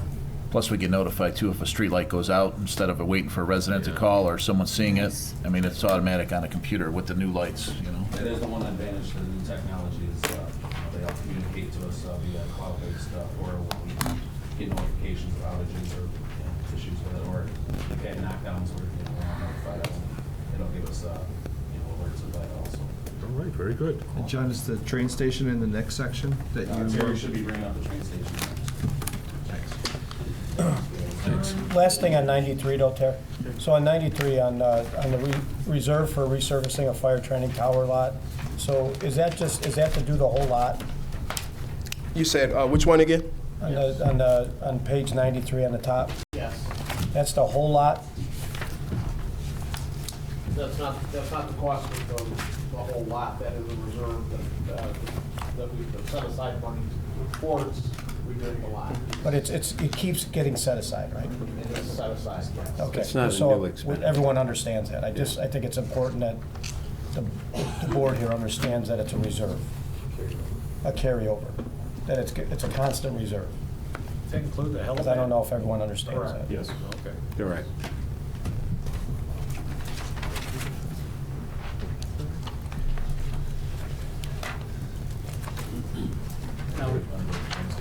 I'm sorry. Okay. And on page 139 is the capital for the train station. Now, before we move any further, do you guys want to move this a different direction? Do you want to go over more of the line items, not just deferred and all of them together, or you want to just ask questions? Is everybody keeping up with this? We're all good? I think we just keep working this way. Same way? Yep. Going. Go ahead, keep telling the paper. All right. Right over here. You guys are good with it? Yeah, keep going. Best as we can. So for the train stations, we have countertops that's going to be refinished. We're actually working on that now, trying to get that accomplished before the end of the budget year. We have the bakery refrigerated cases that we're trying to get replaced next year. I'm not sure if you guys heard, but we had some issues with the bakery cases basically failing, and Mr. Elfman was complaining about some of his products being spoiled, or he's not being able, he had to throw them out basically. The next one is illuminated bollards. That was recommended. We have the station furnace. That was recommended. Also, we have the exterior wood protective coating. And then we have the stair railings. That was recommended as well. We requested $720,000 for that. And then the next one is the landscaping. And that's about it. Is there any questions? Those two for 80th Avenue, those are referencing some of the long outstanding issues we've had out there. Is that correct? My assumptions. Why is it so much for the Oak Park train station? Have we just been letting that go for a while, or? Which particular item? Oh, I mean, the countertops, the exterior wood. That's, go ahead. It's just ongoing maintenance. Obviously, the station now is, I think, 13, 14 years old, correct? So, you got exposed wood that has to get stained every few years. Countertops were also wood when, with the original construction. There's, showing signs of wear. The recommended replacement is with like a composite style material as opposed to the wood, where again, it's, being worn down and, kind of destroyed over time. So the new composite material has a much longer lifestyle. And we've stained that building a couple other times, I think one other time before, so it's just due for staining again. Okay. Thanks, John. Thanks. About every 5 years. The bollards, how many of those we putting in for 72,000? I believe that's the whole site. Those again, with the amount of salt that's used out there, you can walk out there and see that there's actually some holes corroded in the bollards. Yeah, it's approximately, I would say probably about 18 or 20. Thanks, Terry. You're welcome. Any other questions?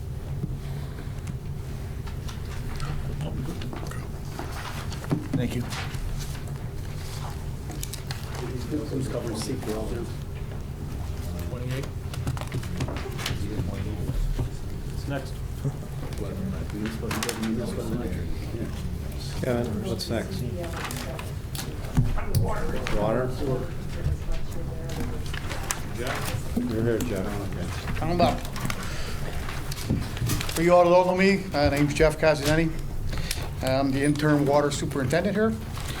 So we'll go over the stuff. Capital, the O&M, we bumped that up. We need pages. Page 147. Okay. I don't have that with me. So the O&M, we bumped it up 3.1%. Most of that is just bumping up our basic stuff, like machinery and equipment repair, meter testing, water tank inspection, plumbing supplies, safety supplies, stuff like that. The last couple of budgets, we were like right there with the amount of money. So instead of going in the red this year, we bumped all that up a little bit, okay? We also threw in a backflow prevention program that's in the O&M. That's a program that we want to contract out to have done, okay? The current person that we have doing is just overloaded with everything that she's doing, okay? And this is a pretty vital program. If the government comes in and wants to see our backflow prevention program, you have to have a bunch of documentation and all this to have that done, okay? Right now, we're scrambling to get that information together, okay? So if we contract it out, I believe that will be handled a lot better, okay? So that's why, that's the increase of the O&M.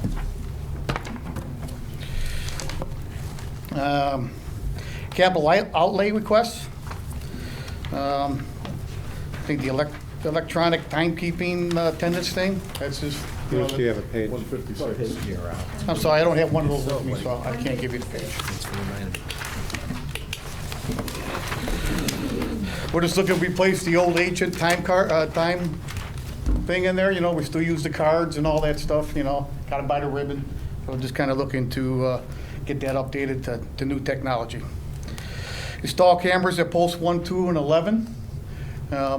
Post 1 is one of our pumping stations. Post 2 is one of our pumping stations, water pumping stations. And then post 11 is an elevated tank. We had a company come in and kind of do like a quick vulnerable assess, to check to see where we're at with our stations as far as security, okay? Naturally, gave you the whole 9 yards with putting a fence around there and all that type of stuff, okay? And that's something we're looking at. I don't think the board wanted to put a fence around our buildings, okay? But one of the things that they highly suggested that we do, because all we have at these stations is this intrusion alarms. So literally, somebody goes into our station, kicks in the door, and that's when we find out somebody's messing around with the station, okay? So we wanted to install some cameras. They're not really that expensive, $39,766. That way the police can monitor what's going on around our stations on the outside. Hopefully catch somebody before they come in, do the graffiti or kick the doors in or whatever, okay? SCADA system, microwave improvements. We always look to keep our SCADA system up and running. That's the system that actually runs our water system, okay, computerized system. That monitors everything, tells us everything that's going on with the water system, pressure-wise, everything. So we're looking to improve that, okay, communications. and get the communications up and running better. Communication infrastructure master plan, that's probably something John's gonna have to talk about. That's our ongoing maintenance program for not just the water department, but for, you know, the whole village. Water department funds some of it because of the fact that we have so much of the you know, infrastructure through the department that you know, this program works on. But again, it's ongoing maintenance and installations of our upgrades to the communications. Okay, the additional SCADA microwave improvements, the reason why we're adding some money to it is that originally we were gonna put them on some cell towers, and that kind of fell through, okay? Or we haven't got anything. Jeff, maybe you just focus on the larger projects rather than just, Yeah, you don't have to go every. Okay. yeah, the water, maybe Okay. some of the water system Jetter truck. projects. Yeah. So let's switch over to the water system, Yeah. okay? Water meter replacement project, so I don't know what page that's on, so we're in the water. 157. Yeah. So water meter replacement project, actually, that's our infamous water meter replacement program, so everybody knows about that. Is this the last, from based on your numbers you're throwing out, is this the last year of it? Yes. Yes. I wanted to make sure. We're 82% complete right now. That's what We're hoping it'd be you've been done giving by us the end of the updates, I just want to make sure we're all on the same page. Yeah, I got mine done about a month ago. Okay, 167th Street pump house. All that is that, you know, we got the punch list is done. This is the money that, you know, we owe the contractor. He's got a couple more things to give us before we give him his money, okay? Lining of the 24-inch water main on Oak Park and 167th. We've had a series of main breaks on our 24-inch line between Oak Park and Manchester, okay? We've been there 3 times. Pretty costly repairs every time we go in there. So we're looking to line that, now that you know, there's a new system out where they can line water main, okay? That's new this year. So we're looking to line that water main and sort of ripping up all the concrete in one of the roadways, okay? Just to add a little bit to that, this has been on our budget for a couple of years now. We've been carrying it over because we're still waiting for a Cook County permit. So as soon as we get the Cook County permit, we'll move that project along. I just had contact with Cook County yesterday. on You it. think you're going to get it this year? Yeah. Post 2 tank exterior painting, we're finally gonna get those tanks painted. So where we're at with that right now is we put it out for bid, we got the bid. So we're just waiting for spring, we're gonna paint one of them. Naturally, when we go to do these tanks, we gotta keep in mind the heat, you know, when we start pumping water and stuff like that, okay? So one's gonna be done this spring, and then one's gonna be done in fall. Okay, there's 2 tanks out there. It's showing deferred on there, post 2 tank. Mine shows deferred. Water. Okay, then that changed, because mine shows deferred. Okay? He's talking post 2. These guys. Post 11. Post 11. Okay. Post 11 was the I'm first. seeing 2, okay. Okay? Now, post 1 variable frequency speed drive, and I'm going to tell you about the electrical main power feed switch gear at post 1. Post 1 is one of our oldest water pumping stations, and it needs to be redone, okay? So we're going to redo all the electric in there, okay? The power from the ComEd power from the pole all the way to the building, and redo the inside of the building, because it's the original wiring in there, and we have had problems with that station, and we definitely don't want that to go down. Water main replacement. To be announced. Yeah, I can go on that. We have a few projects that are already set up for the water main replacement. We deferred some of these for another year to get these other jobs funded, like Jeff was talking about the switchgear, and some, you'll see one coming up for replacing some of the generator housing units for Brookside Glen area. Some of them were rotted out, so we're going to get a better handle on these water mains and relook at these plans that are drawn and prioritize them in the next coming physical budget. Where is post 11, just for a guy like? Post 11's our elevated tank, the one in town by Cloverview. Okay. That's the only elevated tank we have. Maybe just to add a little bit more to this water main replacement, we have had a very active water main replacement program going on here, okay? When I first started here, we were averaging about 65 main breaks a year, okay? And now we're down to about 30 a year, okay?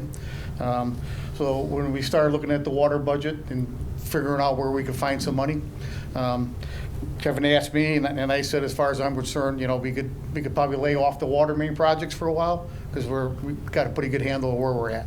I think we got rid of most of the old deteriorated main that was causing us problems, okay? The one thing I will say, our water system's pretty solid. That's one of our most solid assets we have, and it's been really well taken care of over the years. Okay, so we'll go to water system new projects. I don't know, what's that for, Kevin? What are you doing? The water system new projects? That should be down here in this one. No, that's just a something. Oh, I'm sorry. You can just hit the big ones, Jeff, and Yeah, we hit can the move on. 2 or 3 You don't have big to ones read in each sewer. one. Yeah. Skip and kind of skim over the carryovers, because those are Yeah. the monies that have already been budgeted. Yeah. You know, being Okay. carried over.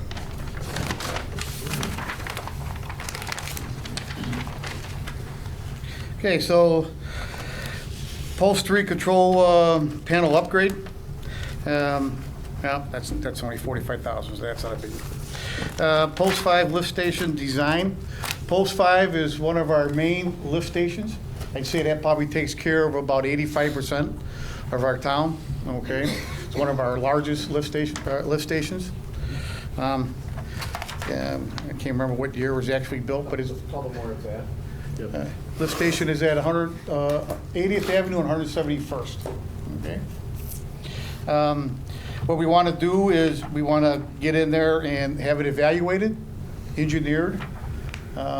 We put a 5-year program together for our lift stations, okay? And now we're up to the point where we're looking to replace post 5, okay? It's at that time.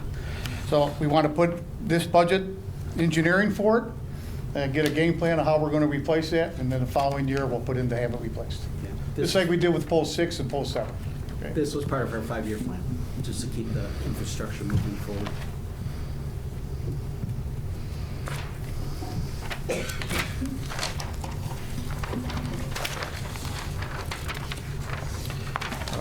That's all I got on this list. Yeah. Anyone have any questions? Any questions of Jeff? Not. Thanks, Jim. Kevin, I gotta go backwards on you, sorry. Go ahead.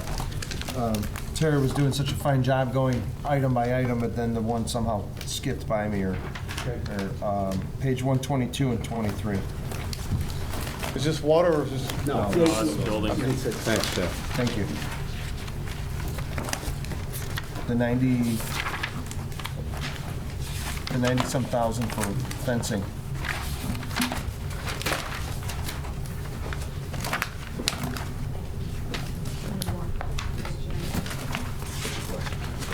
Is, how necessary is the fencing? How necessary is it? Yes. Well, as you're aware right now, there is no perimeter fencing to that facility. Anybody could access the police station through the rear entrances or the side entrances. You have some wetlands property that, you know, if someone did want to walk along the perimeter, they could access the police station from the rear access, which is the employee access. There has been some concerns of, you know, again, we have a officer coming here, leaving their vehicle, that, you know, they may, get overtaken by somebody from the back yard there without even, you know, that activity being noticed. They can access it from the front as well and walk the fence line. That's right? actually what the request is for the fencing and electronic gates. And if you look at most of the police stations, they are, you know, the employee section of those police stations and other, you know, towns are enclosed with fencing. So it's electronic gates, okay. Yes.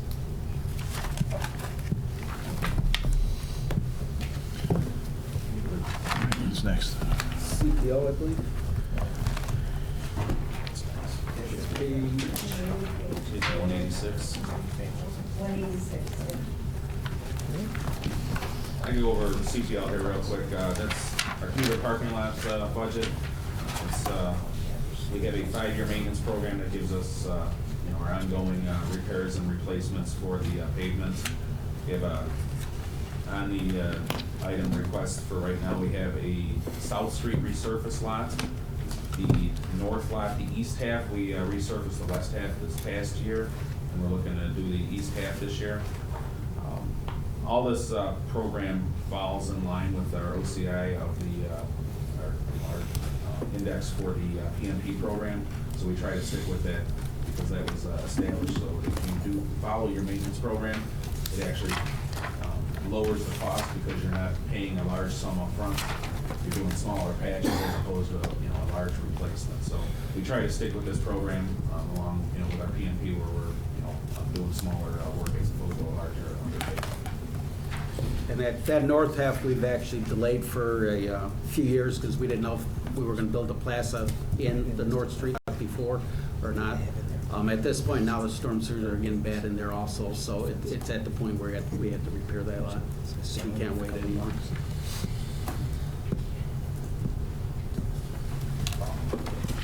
Questions on the CDL?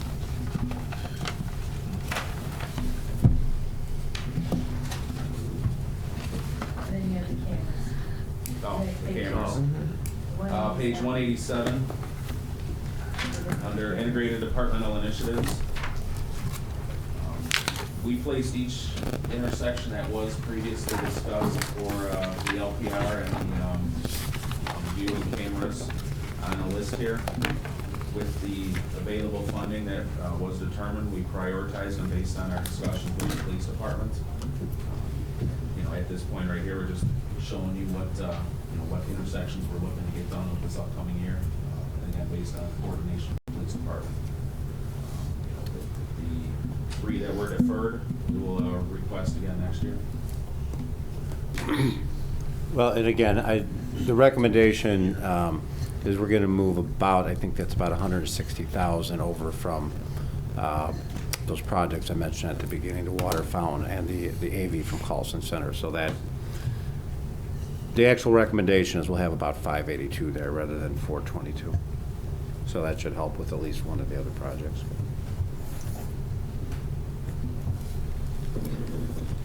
Questions? Is that it? Can we take a break before we go to this one? Sure. Chairman, call us 5 minutes. 5-minute break. Warren. Thanks, Public Works. Thank you, guys. Thank you very much. Guys and girls. That's a big one, John. It's a grieving bond. I was there, I took forever to read it. I was like,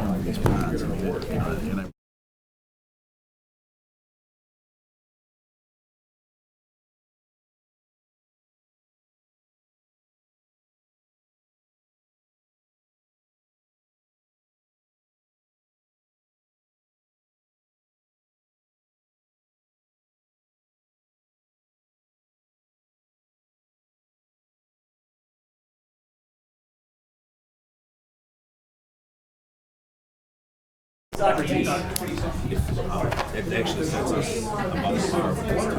Did you hear what I said? No. I said, hey, Socrates. Some of these other towns. Really? Like that? You try to put a little bit You're of. killing me. I was looking at Rockefeller, Carnegie, Socrates, Aristotle, I mean, Lombardi. When you drop the Lombardi, and I'm like, dude, come on. We're still seeing what it's going to take. Oh, no, I just love the Lombardi. that's by my old house, the first house I That was like, I was bought. like, oh, I need to get another minute out of this. Yeah, that's I don't know what else to put.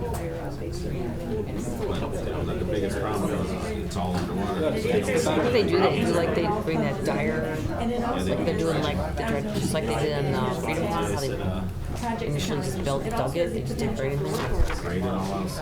This company, I think, utilizes almost like a vacuum system. Read out a lot of times. And you get the diver that goes underneath it today. Kind of like you said, now, ever notice water dredging where any of these other larger lakes, you know, those are redundant.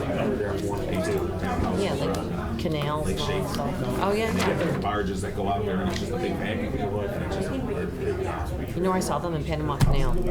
A shit ton of them. Yeah, they constantly do the canal. I don't know, like cruise, boat cruise through there. And there's all, that's an amazing place, really. Have you ever tried to go there? Just see the giant. Those are great.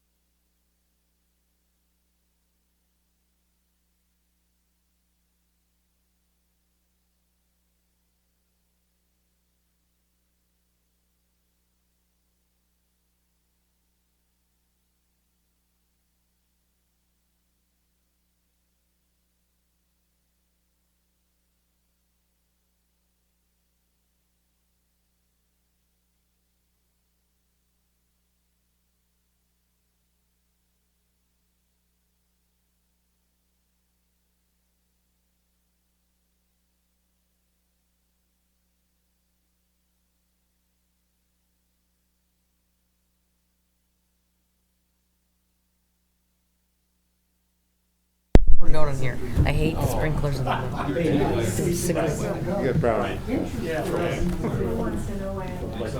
The last, usually you don't get the vote. Last year you were last. 11. Let's see Kmart Pond. Does the coffee just quite straight? Kelly gone already? Yeah, it might not be in there because Yeah, I don't think it's in here. Keller has one too. On the coffee, Mike, thanks.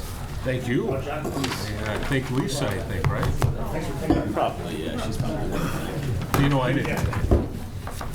No, I was here. I appreciate the fresh coffee note that was on the front.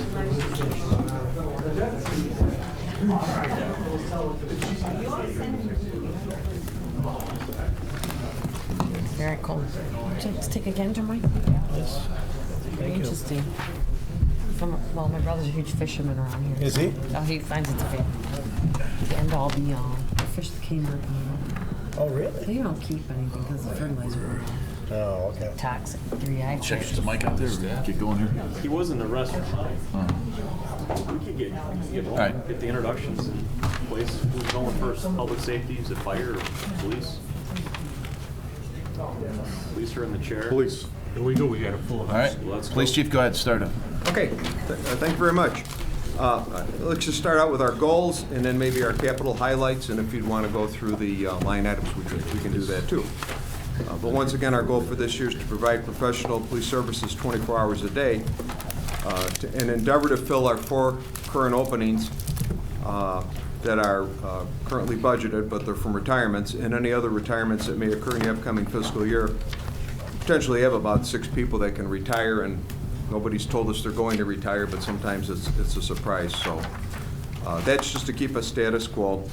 And then begin implementation of the Northwestern University Center for Public Safety staffing study as provided in this budget. Our ultimate goal for the police department, once again, is very strong emphasis on community engagement, with our goal being to increase the sense of security and confidence in the community. To that end, we will support the ever-growing Neighborhood Watch program, our other crime prevention programs, including Coffee with a Cop, the Citizens Police Academy, and the ongoing community upgrades that our friends in Public Works talked about. We want to start on page 384, our capital items. We don't have that many. Perhaps we can go through those very quickly, and then if there's questions on those in the line item, we will be happy to discuss those.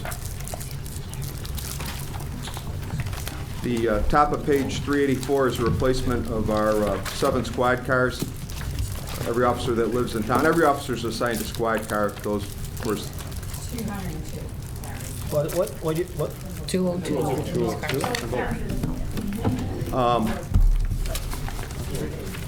Okay. Anyways, those are replacement police cars that have met the criteria for Public Works, that the cars are not, they're replacing our unfit to be used as police cars.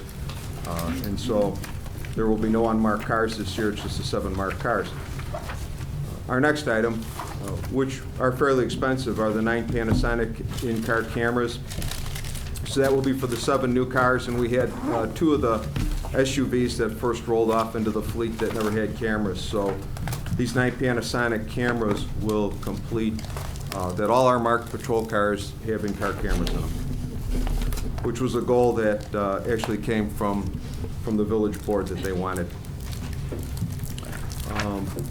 Next is a carryover. It's a school warning device on 167th and 80th.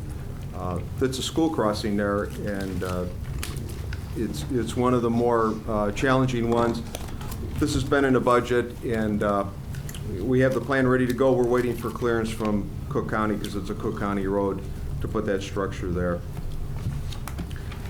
The tasers and radio programs, that is just replacement of items that are worn out and need to be upgraded. The gas masks and upgrades, originally when after September 11th, we got a grant and actually had gas masks given to all the police officers from ILEAS, which is a state mutual aid funding source. They are no longer replacing them, and these have just, the time limit on them has expired, and they need to be replaced, so now that's our cost. In-car radar units are radars that will go into 7 new police cars. Some of the other big ones. Second to the bottom, the 2 mobile video cameras. It's actually going to be 1 mobile video camera, and what that is, it's a solar-powered, battery-operated camera, like the license plate reader cameras, that we can put anywhere in the community that there's a problem. We had, for example, between Christmas and the middle of February, 7 burglaries in an apartment complex, and this is a camera Public Works can mount it on a pole. It's self-sustaining, and we can watch an area. Gives us the advantage where there's a hot spot to move that camera around town. You just need Public Works and their bucket truck. Oh, we're down to 2. Deputy Chief Faraselli advises me we're back up to 2 because of the cost per unit of these. So we're actually pretty excited about that. We do get questions where we have repeated crimes. Why can't we do something? Can we put a portable camera there? And now we will have the availability to put that there. So we can put it in residential neighborhoods if we have a problem in a residential neighborhood. And once again, it's just Public Works will be trained and be able to move that around town. So we're pretty excited about that.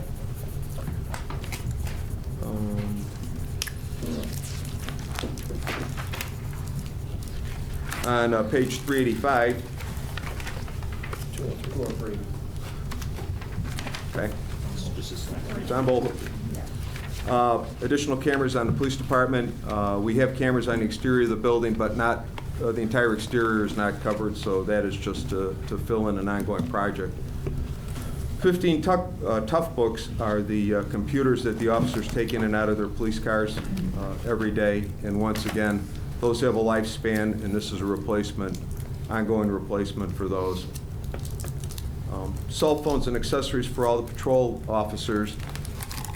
We are endeavoring to get all the patrol officers to have a cell phone so they can stay on the street when they have to make phone calls to citizens, follow up on calls, and things like that, make them more accessible to the community. And the officers do spend a lot of time. Many of their cases don't go to a detective. The officers on the street follow up on them if they're less than the major crimes. And that gives them availability for people to call them back, leave messages, and follow up on those kinds of jobs.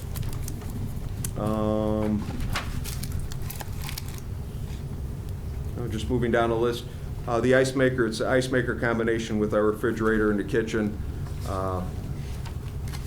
We do physical training at the police station. It's a 24-hour facility. There's over 100 people that work out of there through the course of the day, and it's just one of the items that we've had budgeted for a while.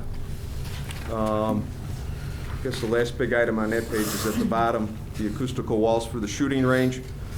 The shooting range is in a residential neighborhood. It makes a lot of noise when we're in there, and there's an acoustical material on the wall. Looks like shredded wheat. And it is old, and it's deteriorating, and it's becoming shredded dust. It's a health hazard. There's big chunks of it that are falling off the wall. So to be courteous to our residential neighbors there and for the safety of those people using the range, that all needs to be replaced. It's in very poor shape. I think that's really the highlights of the what we have for those types of things for our capital. If, go to page 400, which was the personnel. I don't know what page it is and everybody else's. That's the commander and the patrol officer. 199. 199.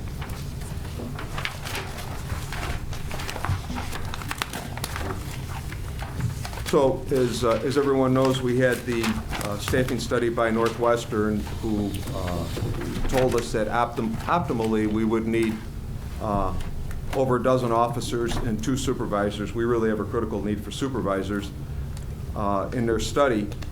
And they spent an extensive amount of time in that study showing us how they came to those conclusions, and it figured a lot of different data in there. Of course, we can't put that many police officers on at once. We all know that police officers are very expensive, and we need to have a measured plan for getting our staffing up.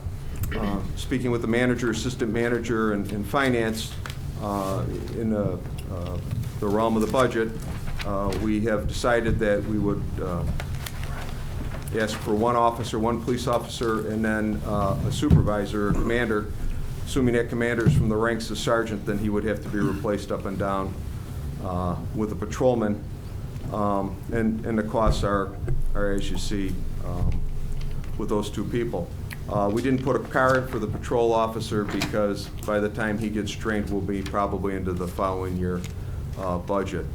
With all our training for the officers, just a reminder that the 4 officers that we're trying to replace and then the new officers here, it is a very, very long training schedule. It's over 6 months before we let them go in a squad car by themselves. So depending on when police academies start and when we get people hired, they're not going to start May 2nd on the street in police cars. So we think we can get by with the vehicles we have for this year with the new patrol officer.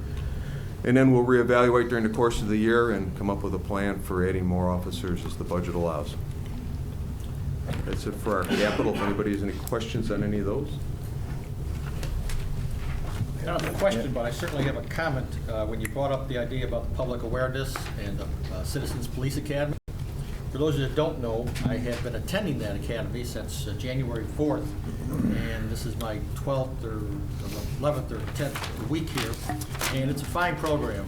Chief, you should be proud of your officers that put on that program.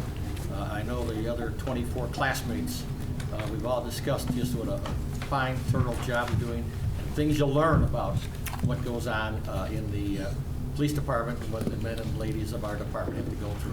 So I applaud you. It's an excellent program. I got 2 more weeks to go, and then I see if I graduate. Thank you, yes. Okay. Hopefully you pass the test. Anybody have any questions on any of our line items?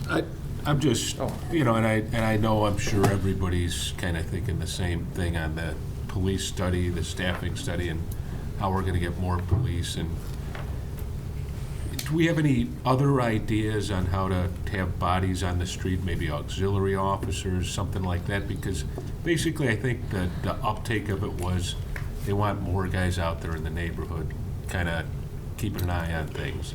And I understand how policing works. It's after the crime happens, people kind of come, it's impossible to see everywhere.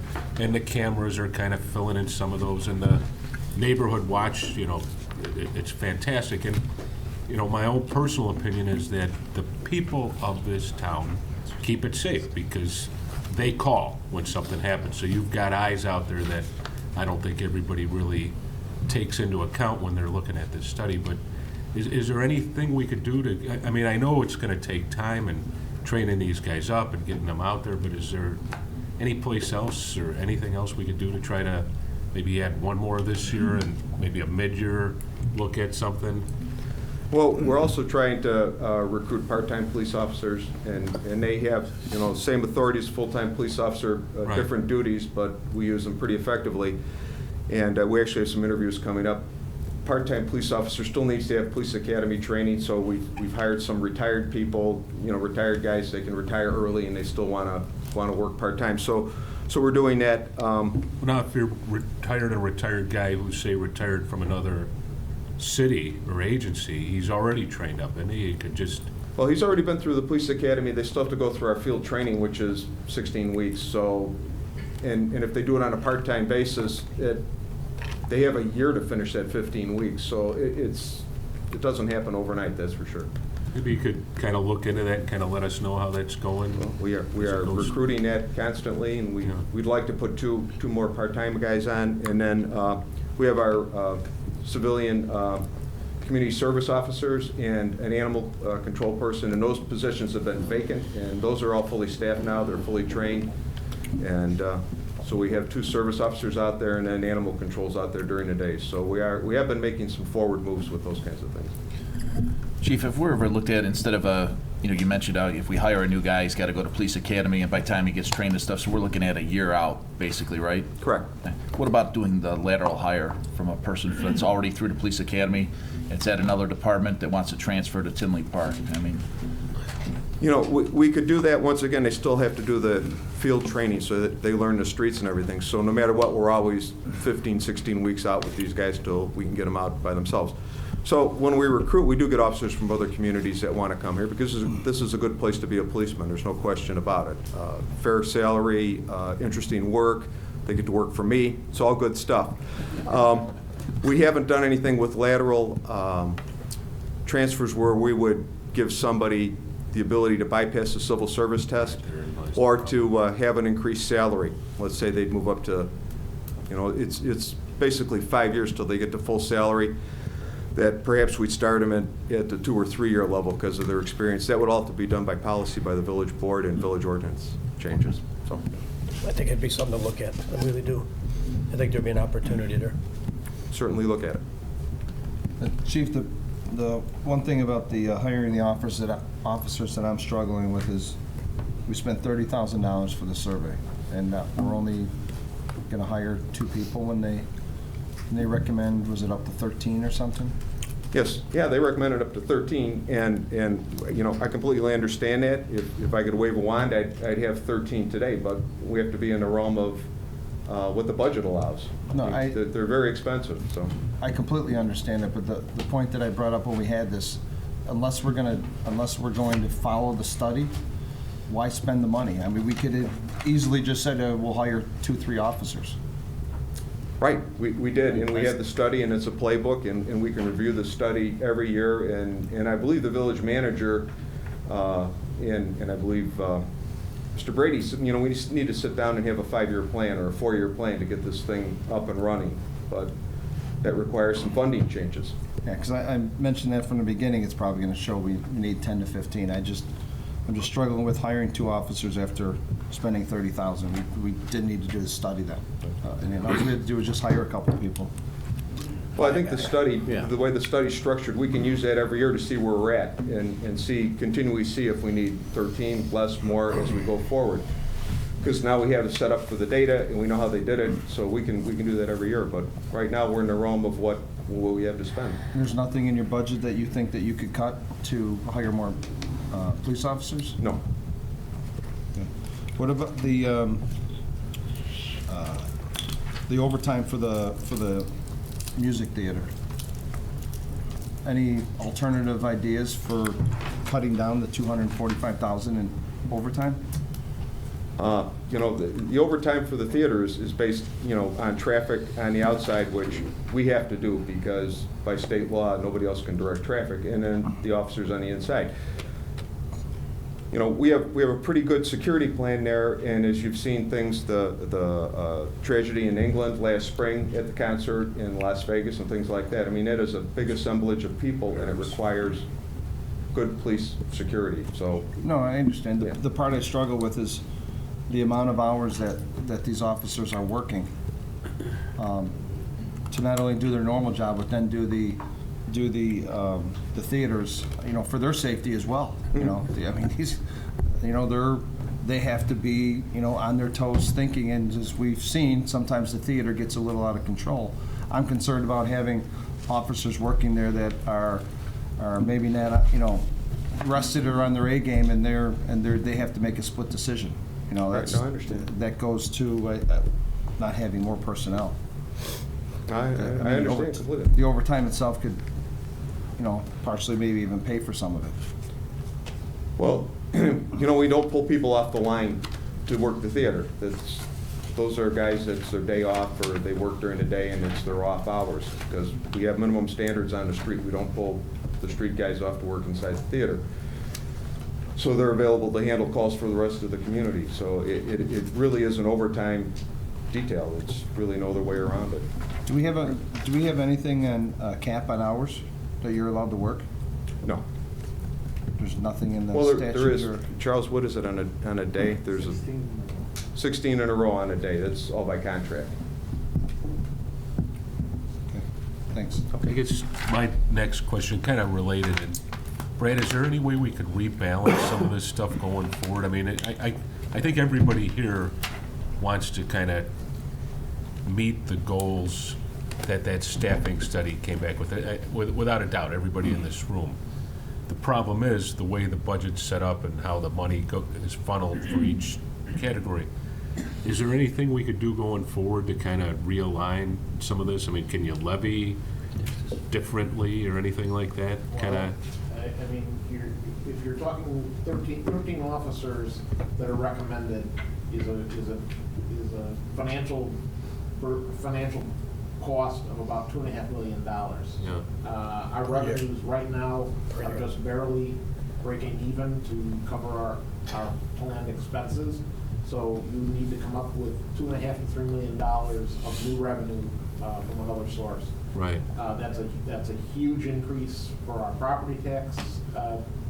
If we were to report property tax, our sales tax revenue.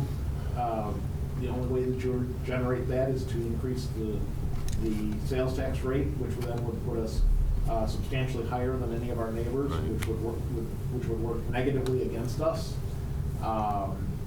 There are a couple other revenue sources that we can look at, but we don't come anywhere near to the dollars that you're talking about there.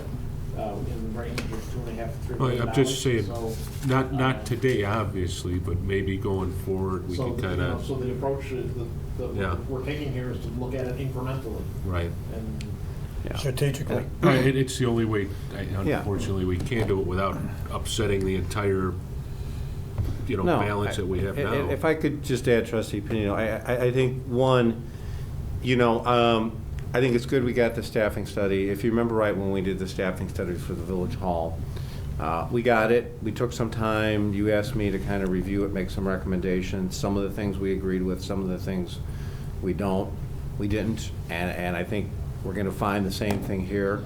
So I think we need to, one, before we start all of a sudden just finding $1 million plus, we need, I think, to really have a thorough discussion that we agree on basically the standards that they use for the study. And two, I think, as I mentioned at the beginning, whatever the number is, I think the point I was trying to make at the beginning is that we've got a lot of unmet needs throughout the village. And whatever decision we're going to make, and we may make a decision that we're going to find new revenue for police officers, but I think we just need to look at everything as a whole. You already heard some of the staffing issues earlier. You're going to hear some later, and capital. I think we should just do that rather than trying to do this in a rush of a budget. I think make sure we really look at that study and make sure that we agree that's the way to go. And then two, I think just look at it as part of all the overall needs for the village. I don't think we can piecemeal this thing. No. That's the big part here. Here, let me just explain we have a lot of needs that we have to look at as a whole. And to focus just down one alley, we have major infrastructure that we have to deal with. We have things that we have to happen within our village with fire, police, the structure of the police. Is it the right structure today? Can it be changed? We're all asking a lot of questions about part-time, full-time, overtime hours. There's a lot of things that I think are critical here, and I think that's really what Dave was trying to say at the beginning is, first, we haven't even talked about the study. Right. Let's get in a room and really lay it out and talk about the study and then lay out a plan that makes total sense for the village, but it has to be in a combination of a lot of other things. Yeah, I agree. I'm just I mean, looking at it. we got a lot of decisions to make as a board, in my opinion, after going through the financial picture with these guys. The problem, Mike, is there's been a lot of studies, and we're spending the money on these studies, but we're not. Mike, doing I'm anything not with it. arguing with you That's at all where on I'm that. struggling. I get it. I get where you're at. I just think that if we're short-sighted to one piece, we jeopardize a lot of other pieces. And I think strategically, we've got some big decisions to make as a board. We really do. It's not short-sighted. This is the topic we're discussing. This, to me, the police is one of the top issues for me that I want to secure and have and have them. The study was ridiculous for how short they are on their commanders on what their guys are supervising compared to everyone else. It's bad. And then we're not only that, so now we're going to have all these guys working all this extra overtime, but they also have to do their other job. This is important. We spent $30,000 for 2 officers. We should do whatever we have to do. Cut the stuff that the stuff that we don't need. Like, for example, we got $350,000 that'll be tomorrow in there for the playbook. I mean, if that's $350,000 per year. Right there is what, 3 officers? I mean, right there. So we're going to give a business, to redo his facade or something, or whatever, his plumbing or his sprinklers. We're going to budget $350,000. Mike, right there, you have 3 officers. I get which it, but really if a changes business their whole doesn't, scope. if a business doesn't succeed, we lose sales tax. And sales tax is what generates. Well, we also have the and TIFs, property all the money we're tax. handing out for those. So it correlates with one another. South That's what I'm Streets. trying to say. Is it correlates with. I'm not arguing anything you're saying. So you're going to increase the density down there, and then it really puts them behind because now they even, so now we have more people downtown, and we still haven't increased. We still haven't taken care of the police officers. I think before we move forward, and you're going to increase, and create this great plaza, we need to give them what they need first, so they can properly staff their people. So we're gonna grow the town, but then we're gonna be short, and then something's gonna happen, and we're gonna be, hey, sorry, we only had 3 officers or 4 officers working, and, you know, we had the concert, and, you know, we just couldn't have it staffed. I mean, it starts with the police. If you're not safe, why bring more people to the town? Well, You know? I think it's gonna take time. It's a balance. You heard Public Works was way short. There's a lot of places we're short, and I'm just saying, you know, going forward, maybe we could start looking at some of these sources to try to meet the number on that, because it appears to be a priority of everybody here, as well as the public. There's other options we got to think about. We could do a bond. There's a lot of things that we can do, and that's the point I'm trying to make is you got to lay into this to figure out how to best. You can't pay your police with a bond, though. That's No, just I get dumb, that, yeah. but the other things we're talking about that we really need to have happen also. You need to prioritize. Sorry that I got us off on that sidetrack. How dare you. Any other questions of the chief? Thanks, Chief. Okay. Hey, Dave, I had a question for you real quick. Is there, you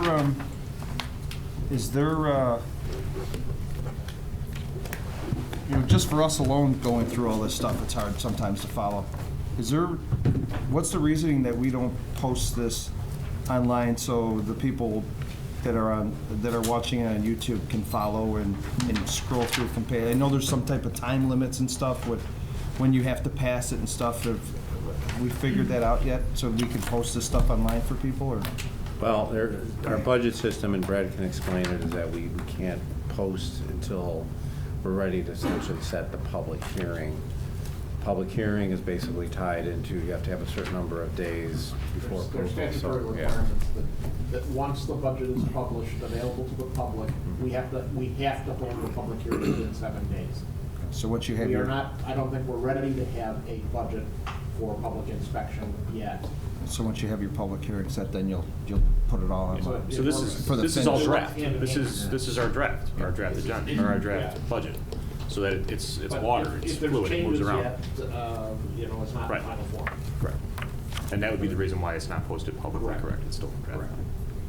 Okay, but again, Dave, I ask you to go through this again, or you and the chief. Anything we could do to increase that number? I mean, I think it's the most important thing in the village. That's just my opinion. Fire, you guys ready?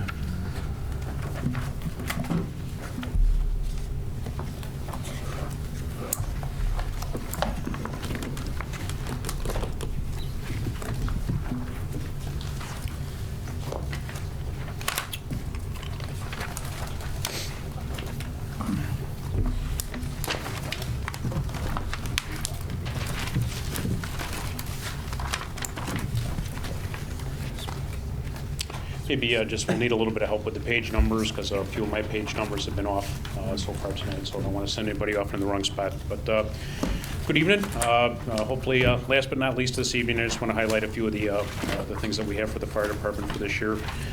First off, a gigantic thanks to our budget team for helping me put this together. Again, being my first year working within the budget and trying to learn the process here.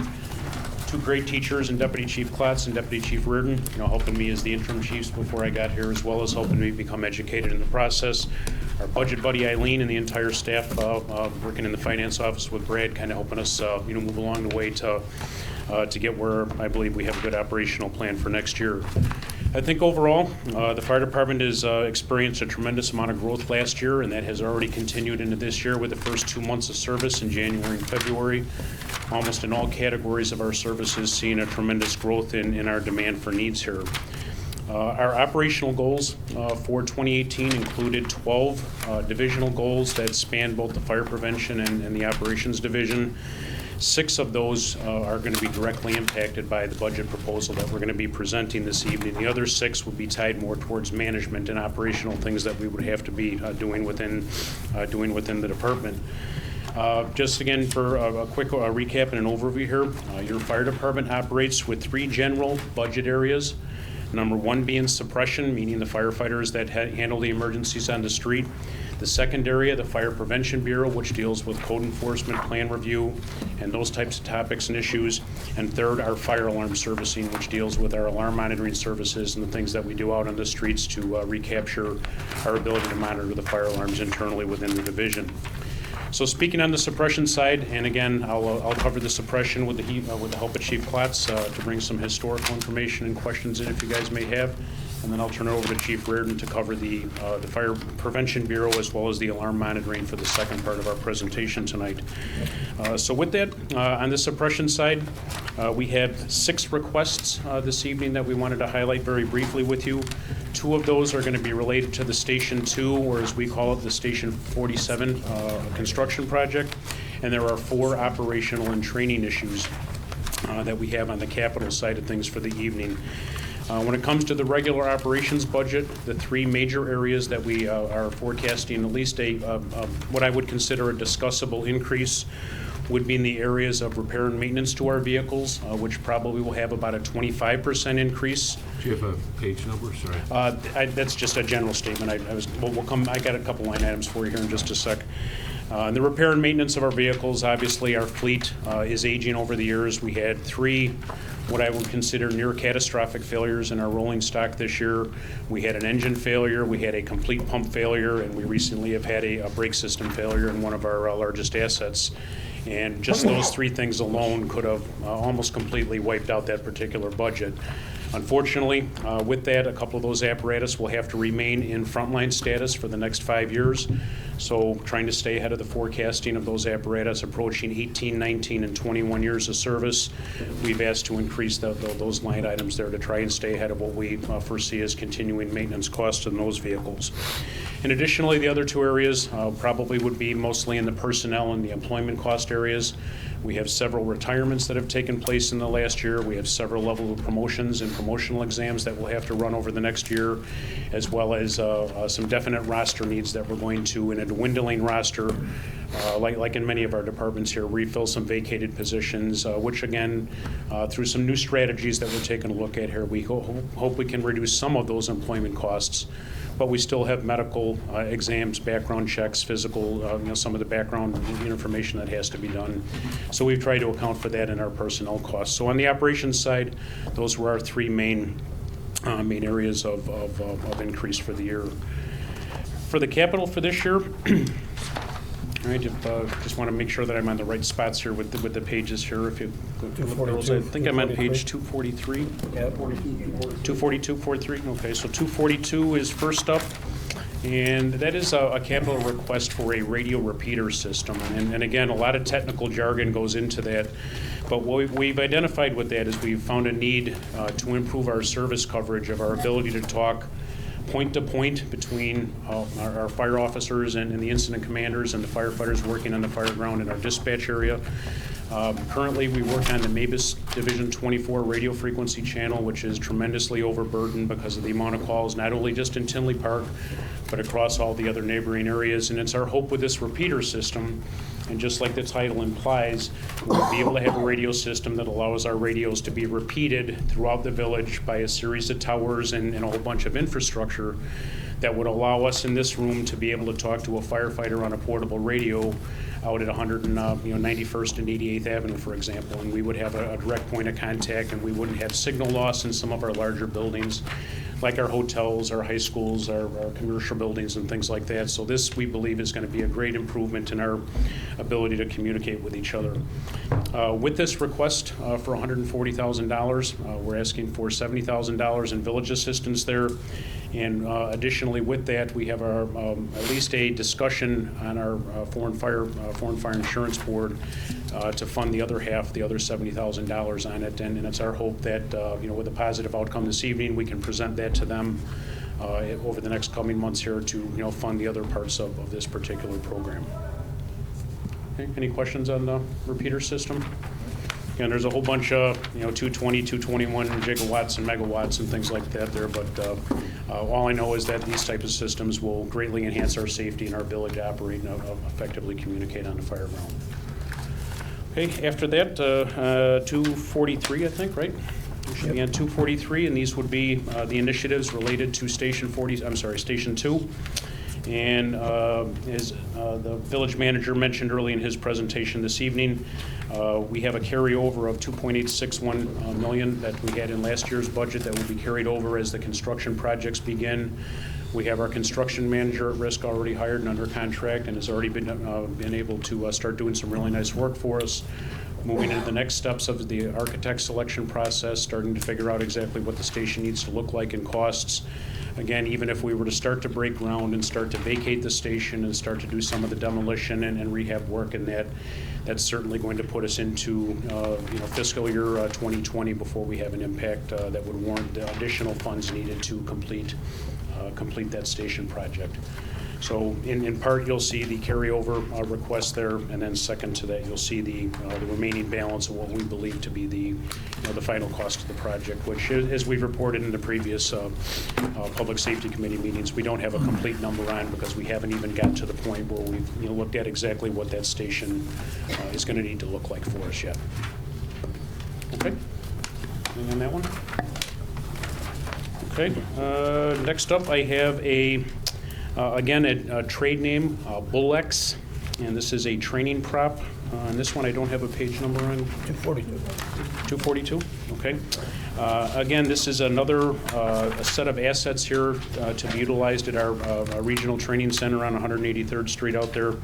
And these would be 2 additional pieces of equipment that our Foreign Fire Insurance Board has already invested over $25,000 in assets. These would complement that by bringing what we call a Christmas tree prop, which will allow us to complete some State Fire Marshal required practicals, and a mock vehicle that will allow us to burn repeatedly in a completely free, a completely clean and free, non-EPA violated type of a situation. Real simple. It's a mock-up of a stainless steel vehicle that's got a set of propane jets on the inside there. We repeatedly can burn it almost 365 days a year, and it's going to be a great prop to allow us not just to work on vehicle fire extinguishment techniques, but it's a great hose line handling prop. So between the Christmas tree, the hose line prop, and the vehicle fire prop, this request is for about $27,000. And again, that complements the already committed, already purchased, and I believe it's already delivered on site pieces that the Foreign Fire Group has put out at the training site there for us. So that, again, should that be approved, I think we'll see some spectacular, video and things like that of the, firefighters out there doing some great training that, helps us meet our goals of being, safer and operating a little more efficiently.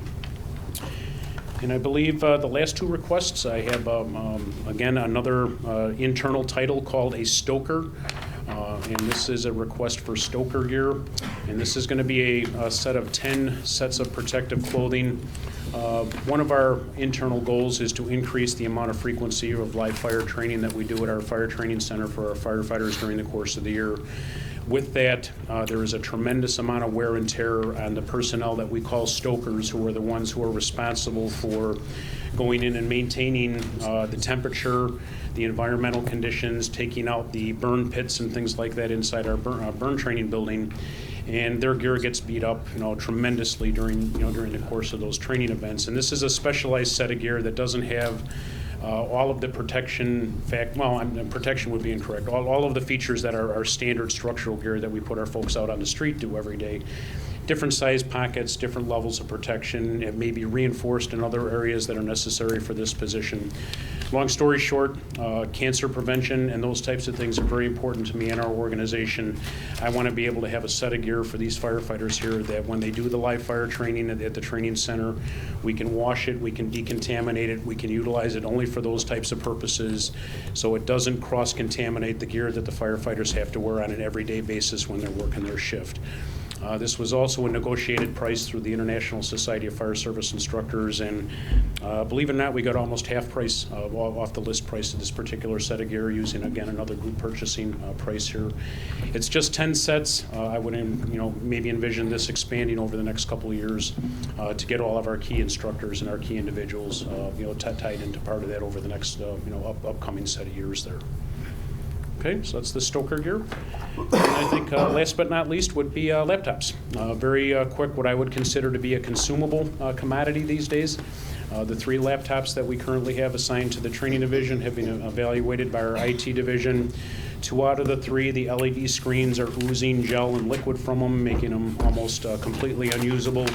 Almost hazmat incidents into themselves, and none of them have HDMI connections that allow us to plug into any of the computers, into any of the overhead projection equipment that we have in any of the fire department or village facilities.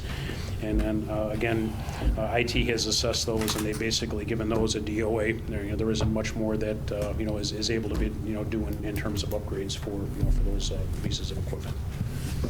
So that's the suppression side, with the capital and our major expenses on the operations line. If you don't have any questions, I'd like to turn it over to Chief Reardon for the fire prevention side of things and the fire alarm monitoring.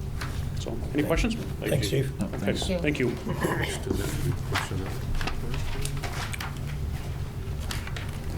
Thanks, Chief. Well, good evening. I'll try to be brief. It's been a long night for everybody. We will start with Fund 20. I've got it at page 250. 259. Okay.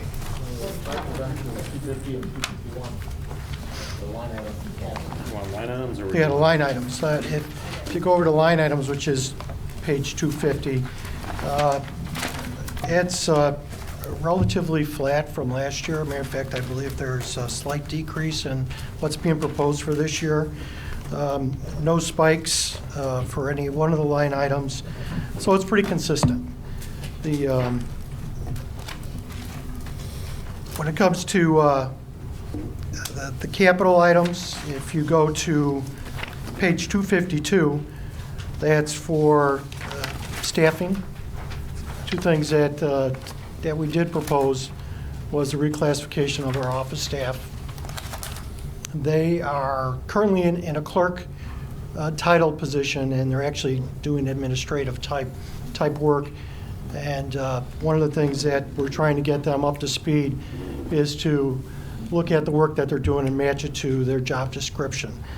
And so you look at a proposal for $9,000 to bring two of our clerical staff up to an administrative assistant type position. The other staff position is hire a full-time inspector off our civil service list. Just to give you a little history, in 2015 we had our public education officer, part-time, working 30 hours. He retired. Our goal was at that point was to fill that job temporarily and work through the civil service to bring on an inspector / educator into the bureau to take over some of the work that the previous educator had taken on, and also some additional bureau work. So this is really looking at some 30 hours that we already have, and then additional hours to get it to a full-time position.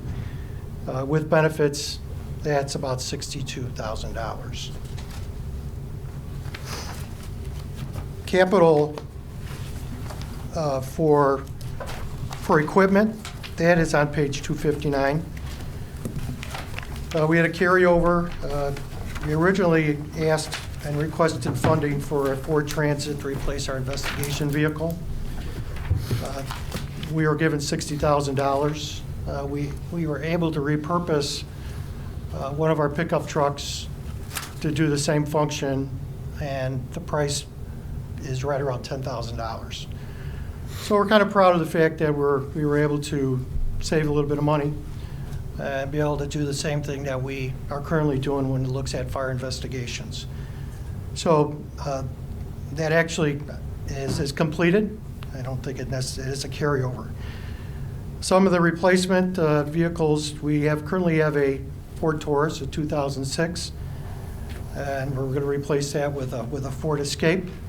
That's the vehicles that we're now using in the Bureau, and it works out quite nicely for us as far as giving us just enough utility for transferring equipment.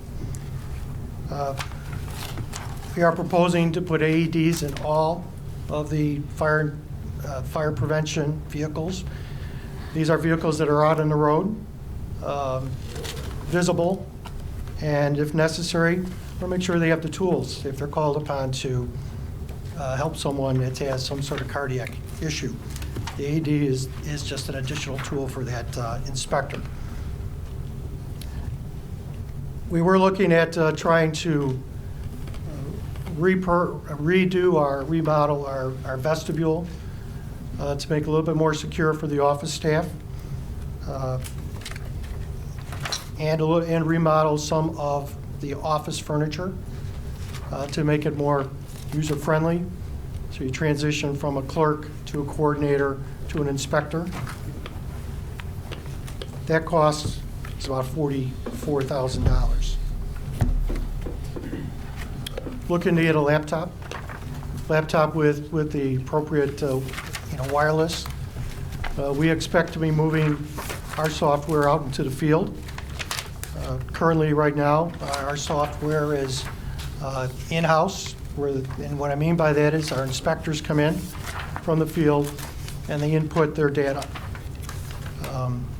We want to get that out in the field so that we remove that one point of contact, and when they come back in, the job is nearly done. The last thing on the list is an electronic plan review table. Again, it's a way of streamlining our processes, getting rid of paper, and doing our plan reviews on a large screen. Mock up our comments and get the process going electronically versus the hard copy that either comes in to our office or gets moved down from the building department to our office.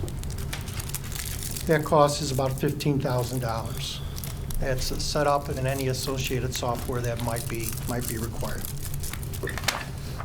So in total, what we were, as far as equipment, it comes to about $132,000. Any questions? Do we send out plan reviews now, or do we do them all in-house? The only plan reviews that get sent out at this point are for new installations of fire sprinkler systems. Okay. Those get sent out because they need to have an engineering stamp on them. Okay. That fire inspector position, he'll be doing the public education and other duties? That position was designed for them to be able to do both duties. And the 62 is offset by the 40 that the part-time public education person is no longer doing? Correct. One of the things that we're trying to accomplish is to make sure that we bring in people in these entry-level positions so we can challenge the other people in our department to take on different tasks to see what they can do. And we feel that that's a positive way of making our bureau as efficient as possible. None of these positions were budgeted. Yeah, it's not in the budget. Yeah, Well, it's not being recommended. That's what the chief wanted. It's not in the budget. It's those positions. Okay. You have to look all the way across the line item. Sorry, I guess my eyes are getting blurry at this point. 252. Thanks, Mike.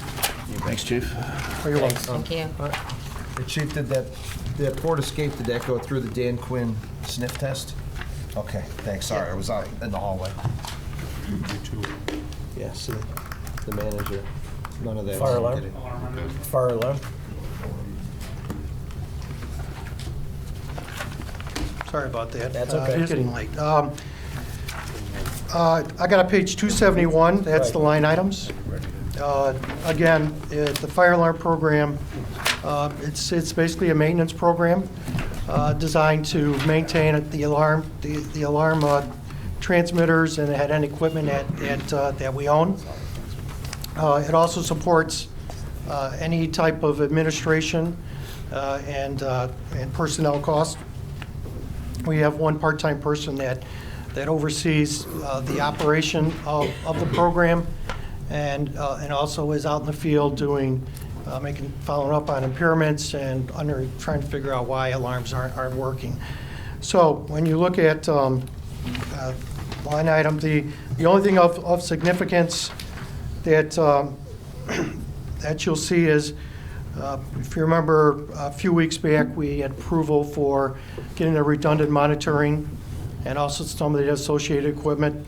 That's what you're seeing there in some of the line items. Is that the 177 that's on that?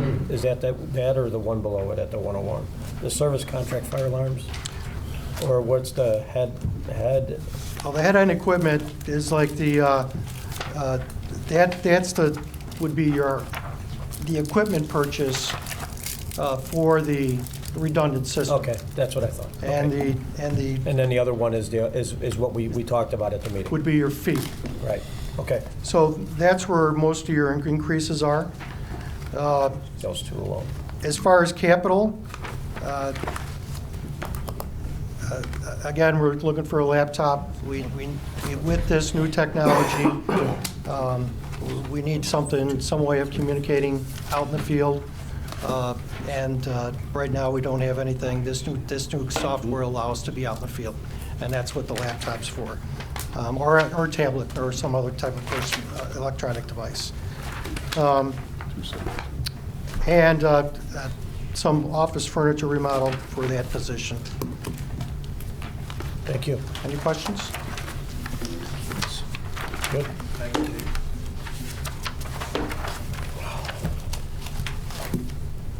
I'll call Kuwait. 911 tomorrow. Tomorrow. How long you got? It's gonna take. 10 minutes? 5 minutes. 5 minutes? Well, Let's let's go. just do- let's just knock it out. Is everybody all right? Keep Yeah. going. Let's Do just it. knock the Keep EMA going. now. We got a lot tomorrow. Sure. Good, Father. So if we want to, just with the line items, there's really no major changes, 276 for these line items. The only unknown we will have potentially is the ambulance service with the RFP going out, so that could possibly fluctuate. Other than that, everything's pretty flat. For our personnel on 280, we're recommending that the administrator, EMA administrator is part-time at 30 hours now, moving her to an additional 10 hours, making her full-time with an impact, total budget impact of $35,975. And then also requesting an additional full-time telecommunicator for mid-year review.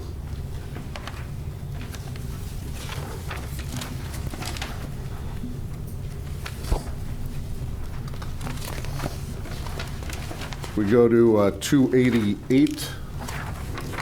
288 or 283? 280.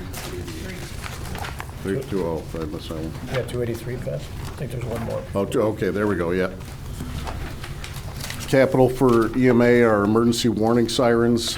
These sirens have been steadily replaced every year, replacing the sirens that we have out there that are in excess of 44 years old. So we're almost done getting those back to within 20 years on some of the older ones. So that, with the help of Brad, we've been planning that for the last 5 years to get those replaced.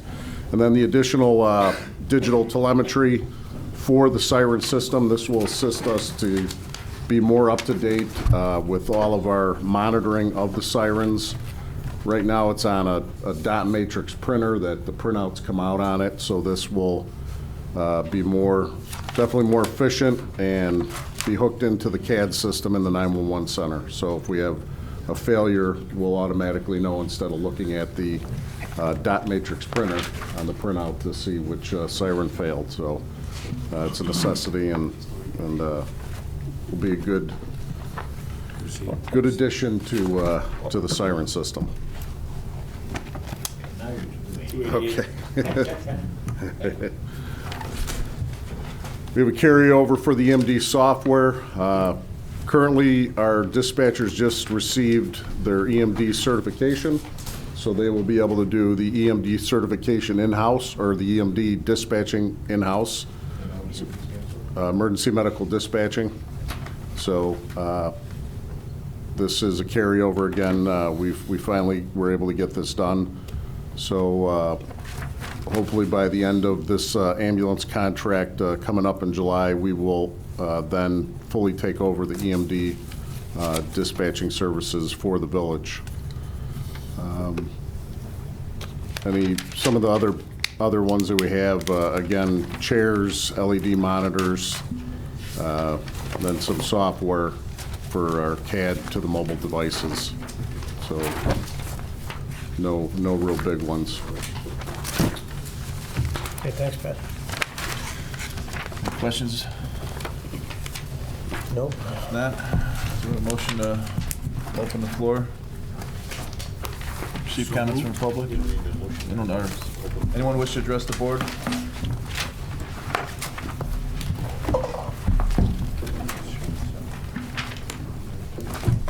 Mr. Manning, I got a quick question for you. Being a finance trustee, I watched the last board meeting and you were talking about numbers, and I was just curious. I think it was Diane came up and asked about numbers with EMS, and I was just curious if you knew what you guys were talking about at that time. I've heard numbers for a long time, and I'm just kind of curious what are the numbers? Like when we're talking about. Like I said to her, and I'd say to you, I'd be more than happy to sit down with you and go over it. You know, I have the information, so if you want. Well, like the one thing I don't understand, like when we kind of talk about transparency and stuff, is, you know, there are people watching on YouTube that can't be here, and why does it got to be in the back burner? Why can't it just be out front and just let everybody know that, hey, these are the numbers? And It depends on what you're looking at. I mean, there's a huge amount of different numbers from village to village. You know, so it depends on what, you know, when we sit down and we do it, Pat will come back at the next meeting and go through any of the questions that are raised, and we'll go through it. That's another thing I don't understand, because it's going to be the board that's going to be voting on.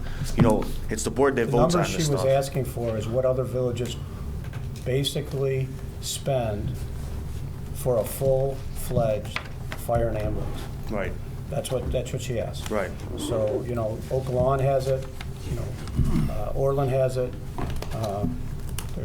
They're not small potato numbers. Well, real fast, I was kind of going over some numbers myself. And the one thing I don't understand is we're all talking about budgetary concerns, but yet we spent $3.7 million on the current contractor just to come into this town and do our EMS. $3.7 million that we paid. So what I don't understand is when you talk about budget and saving money, and, you know, here we are spending almost $4 million. And not only that, it's companies that are for-profit companies, not for better service, for profit. That's an issue to me. And then another thing is. Well, first and foremost, I think, you know, with what we're going out with the RFQ, we're looking at service. We're looking at many different things. I've said this before in other meetings. We're going to try to improve and enhance a lot of different things. Price is one aspect of it. There's a lot of other aspects that we're looking at. Pat's putting that together now. It's going out. There's a lot of different variables that we're looking for. So, I mean, we're not just talking price here. I don't mean to interrupt you, but I got like a minute and 19 left. The one thing I FOIA'd today was how many consultant firms we've had over the past 4 years. And I wanted to know the average price of each consultant firm. And you know what's probably I'm going to end up finding out is that we've spent millions and millions of dollars on consultant firms that we didn't need to, that could have just come down to making a simple decision.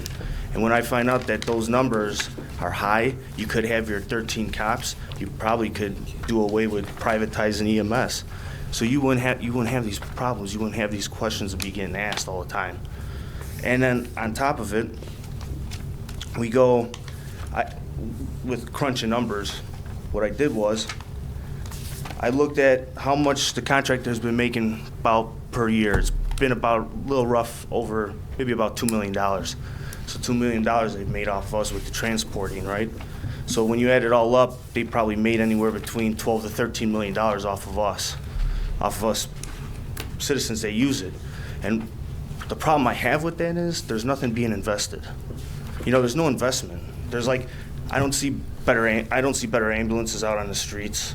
You know, you had to sit there and argue for I don't know how many months on just trying to get them decent wages.